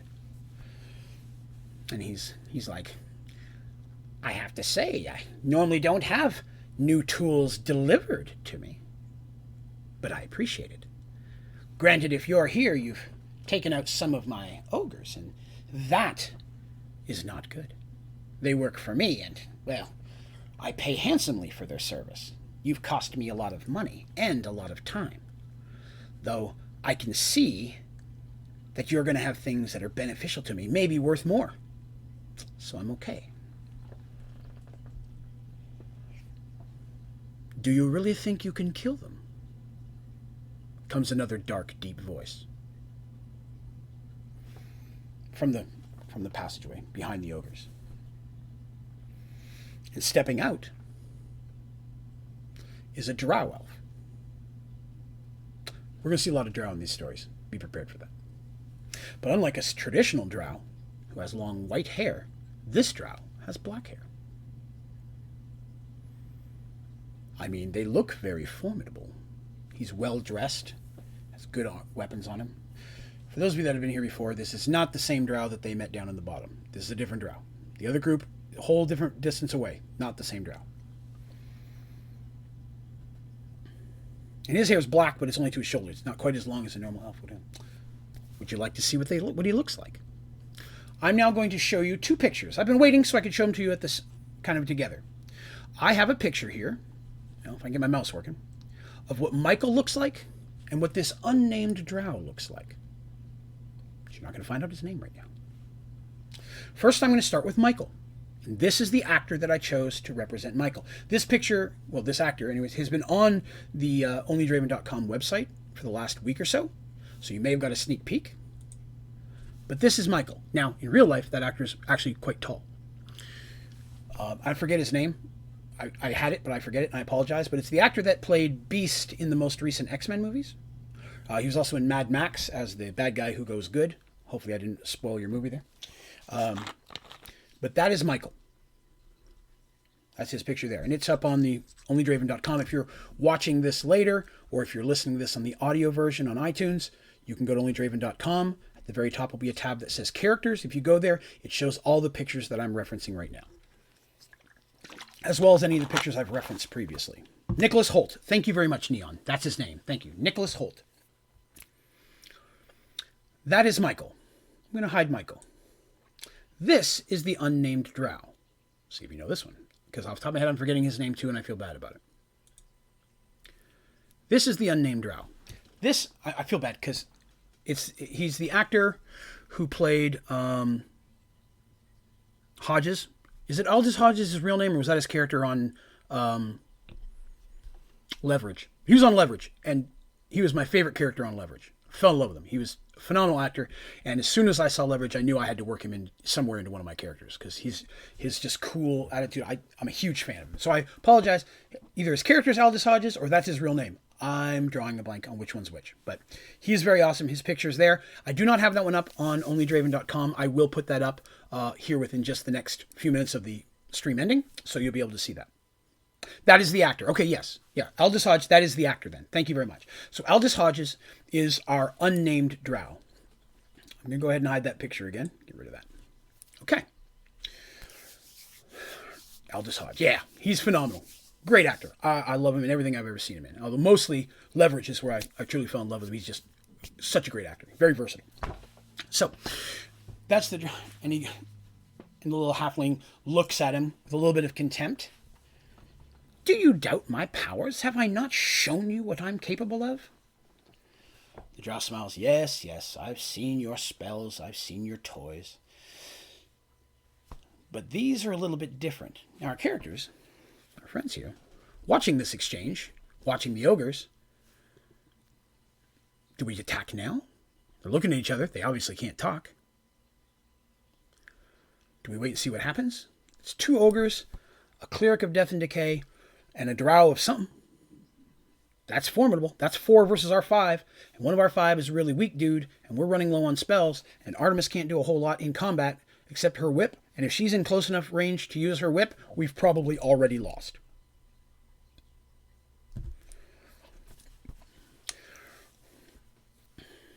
Our drow goes, fine, I'm going to leave you to them. And he looks at the characters and he says, I was told to watch for you, and I know why you're here. But you're too late. I already have it. And my master will have all of them. Before the characters can speak, he turns and walks back out the doorway.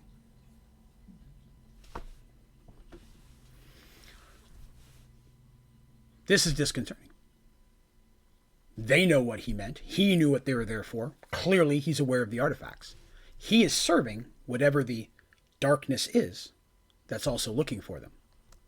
And what was most disconcerting is that whatever that darkness is knows they're looking for them too. So our big bad, if you will, is aware of the characters. And his minions or servants, which at this point appear to be a drow and at least one halfling cleric of some kind and a bunch of ogres, are also seeking these out and are watching for them.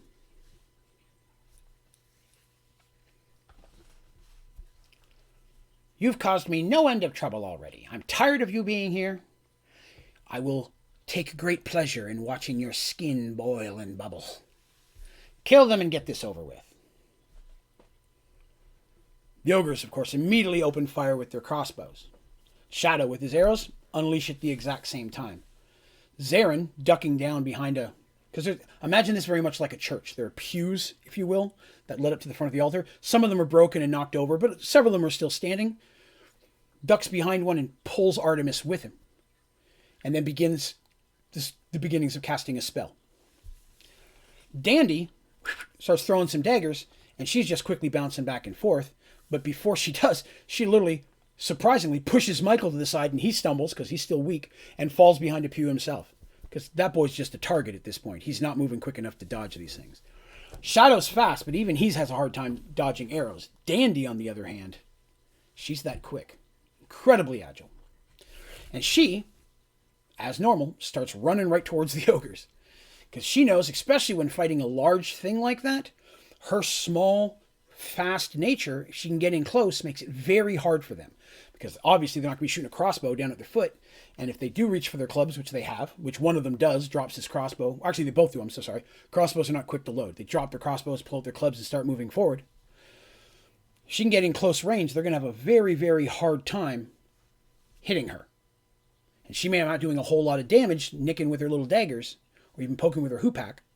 But it's definitely enough to maybe keep their attention off the others, allowing them to do what they need to do. So let me grab that. Sorry, I'm getting some notifications here. Someone asked a question on one of my videos I posted today. So she goes running in. Shadow fires a couple rounds of arrows. Luckily, the arrow that was shot at him barely hits him. It just bounces off of a piece of his leather armor. It's more shock than anything else. It has a good kick behind it, so it kind of knocks him a little bit, but it doesn't puncture it. Luckily, where he hit, he had some armor on. And he, dropping his bow, draws his swords and comes in after Dandy. He could have probably fired a few more arrows, but he doesn't want Dandy up close with two of these things by herself. Michael, catching aware of himself, pulling himself back up, grabbing his sword off the ground, starts stumbling forward as well, wanting to get involved, but definitely several steps behind Shadow and then Dandy, who's up front. Artemis has a blessing spell that she's trying to cast, which should aid her party.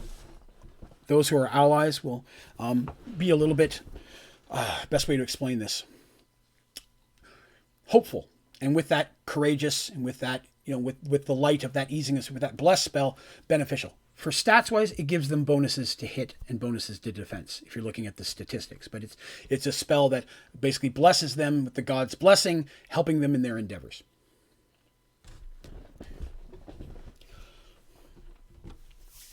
That reminds me, there's an important thing I have to tell you about before we finish today. Let me write that down here. One moment. Okay, I got that on my little notebook here because there's something important I got to talk about later. Okay. Dandy and Shadow come into combat with the ogres. At that time, the little cleric is casting his spell directly towards Shadow and Dandy. And his own ogres, because he's a jerk. Now, as he's casting his spell, it's interrupted by flashes of light that strike him and knock him backwards a few steps. Zarin had hit him successfully with his magic missile spell.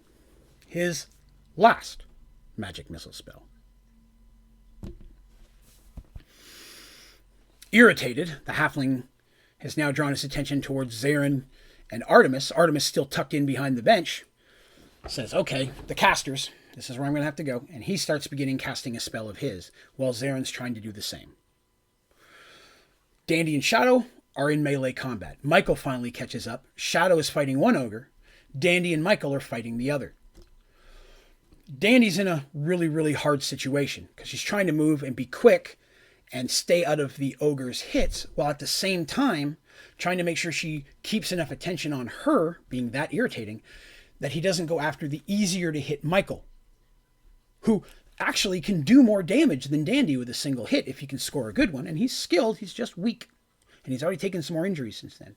But he's managing to get in a few hits as well, but he's gotten knocked back and bumped a little bit, where he's not taking a little bit of damage, but not enough to really take him out. Dandy so far has been lucky to be relatively unscathed, but half of what she would be using to attack, she's now having to use to half dodge and defend Michael. Again, the boy's becoming a bit of a liability.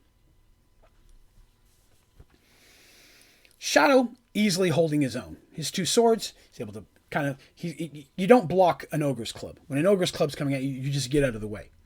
Even Shadow with his strength and two swords, that ogre club is just going to knock him over. So it's all about dodging and stabbing and trying to, when the club is up, to try to knock it back further and then getting in.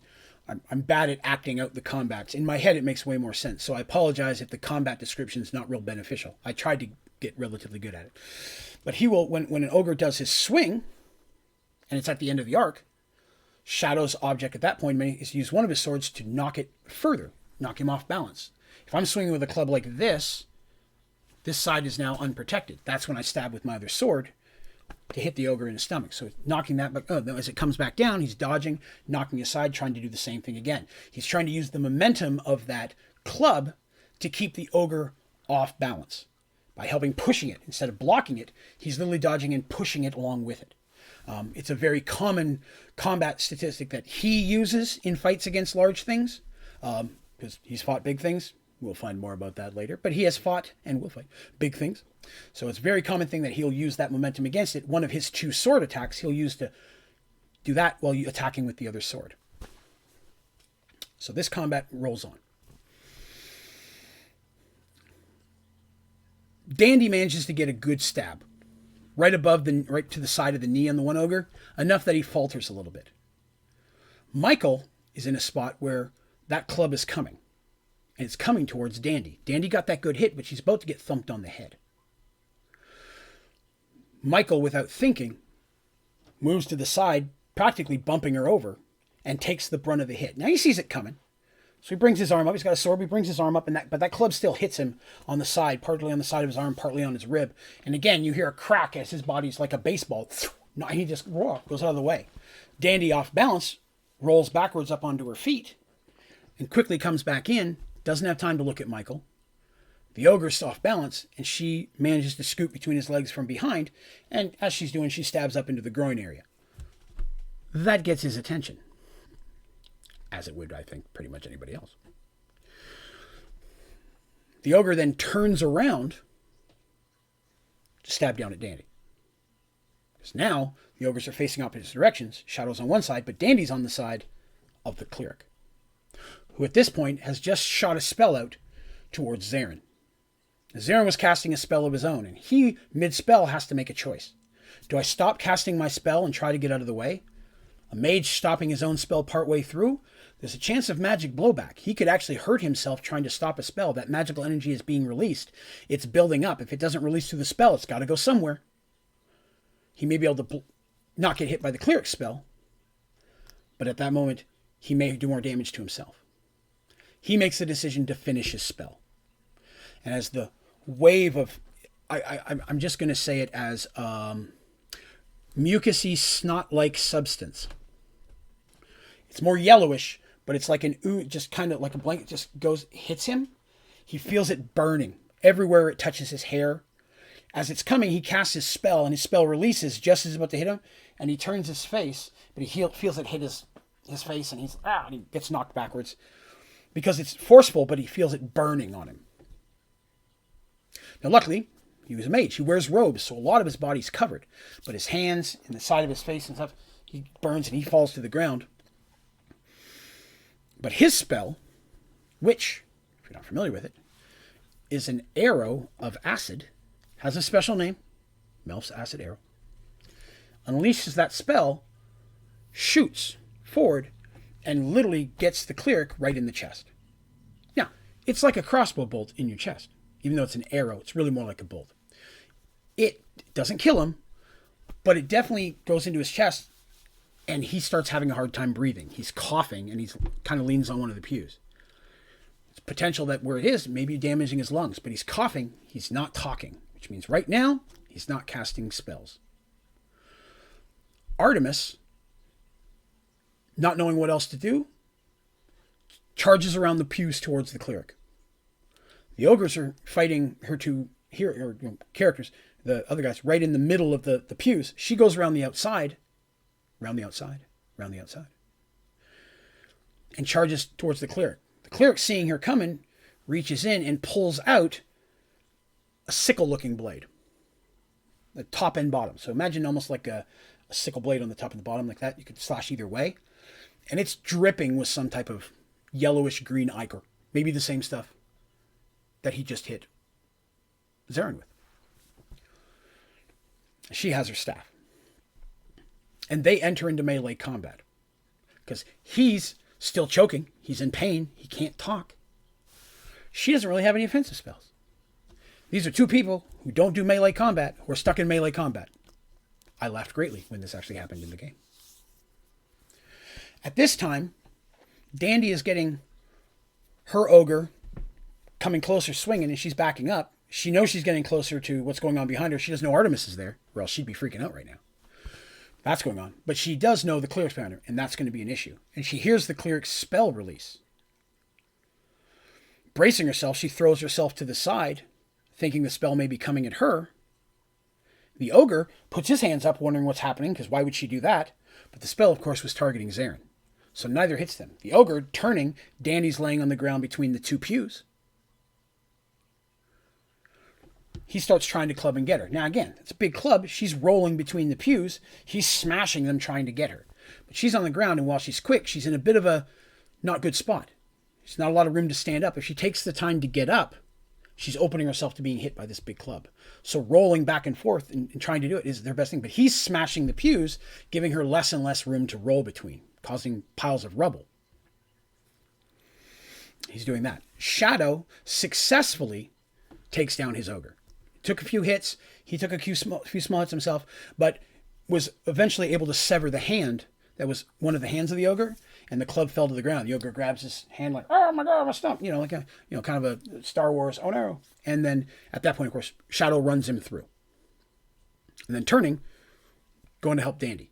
Again, he's locked in his combat, trying to see what's going on. He's still dealing with his own combat. The ogre smashes another pew next to Dandy and is about to squish her. She's running out of places. She goes to get back up, but at that point, swords pierce through the ogre's chest, and he screams, very, very dramatic scream. And both Shadow and Michael are stabbing him from the back.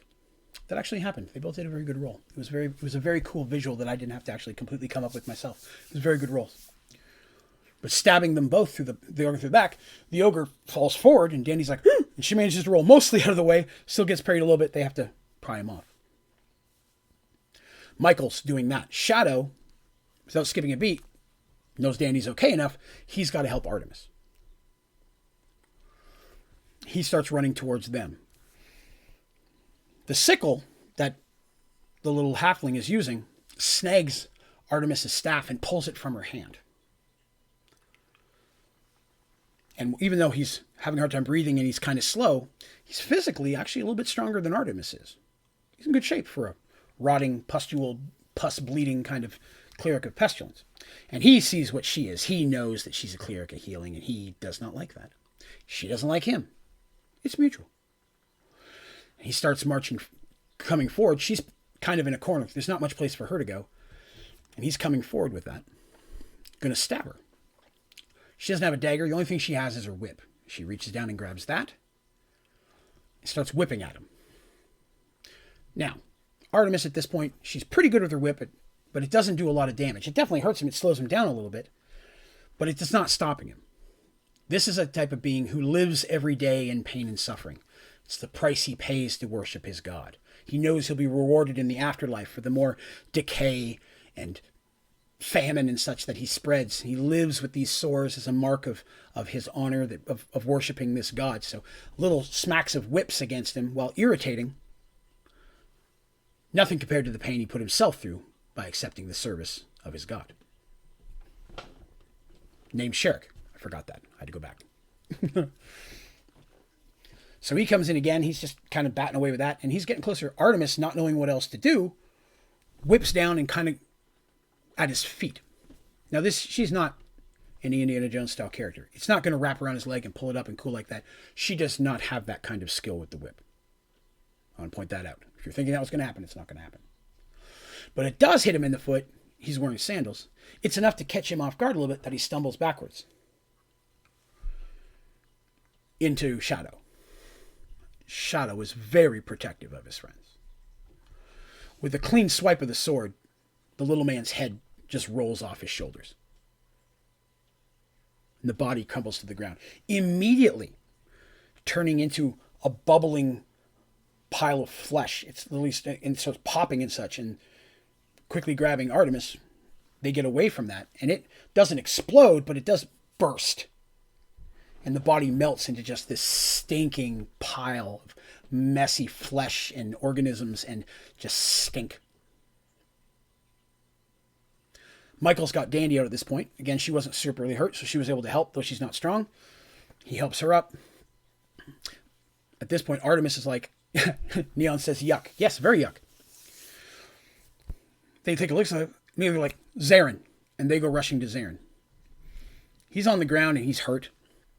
And you can see that there's some burn marks on his skin. And Artemis immediately starts using the last healing spells that she has. She knows that some of her friends have taken injuries as well, but she's got to help Zarin. And she manages to heal his hands up, which is good. It mostly just got the back of hands and arms. Like I said, he was casting his spell, and luckily it didn't damage his fingers, which is very important. Very much like a good example of that would be Doctor Strange movies, if you've watched any of the Marvel movies.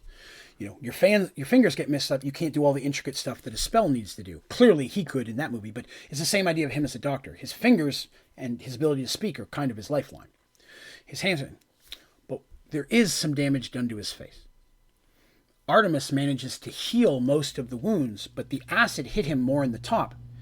And literally, as she's trying to heal him, his left eye pops. The acid had got into it and behind it, and the pestilence, the disease, and popped his eye. And it's literally what's left of it is just kind of hanging out of his face. And he's screaming, he's in pain. Artemis uses every last healing spell she has. She's been able to close up the wound mostly, although it's still very weak and discolored.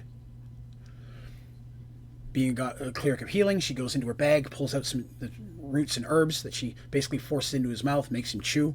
Even though he's in pain, he's doing what he's told. He knows enough to listen to her. It helps numb the pain, but it does make him kind of loopy out of it. This is an herb that I have in the game that I'll talk about a little bit more later, but it's like a root herb that will numb pain, but it literally makes you a bit loopy. So it's like a good pain reliever would, very often even in our own world, and it does have addictive problems. Is that important? Let's see if you remember that. But he chews on some of this, and the pain numbs out, but he gets a little bit lightheaded. She heals enough that the wound closes, but she can't heal the eye. It's beyond her capability at this point. She's not strong enough to be able to do that. Her spells aren't that. Even if she had all her spells, she likely wouldn't be able to rebuild an eye. She's just not that high a level as a cleric yet. But she is able to heal it up, so at least it closes over most of the way. Even though it's still got some discoloration, it's still bleeding and leaking a little bit. They've killed them all. We don't know where the drow is. Shadow, seeing this is being taken care of, tries to go look around, make sure there's no other enemies around here. Looking around, he doesn't find it. He gives a very wide berth to that puddle of halfling. Because even getting close to it, he can smell the sickness on it.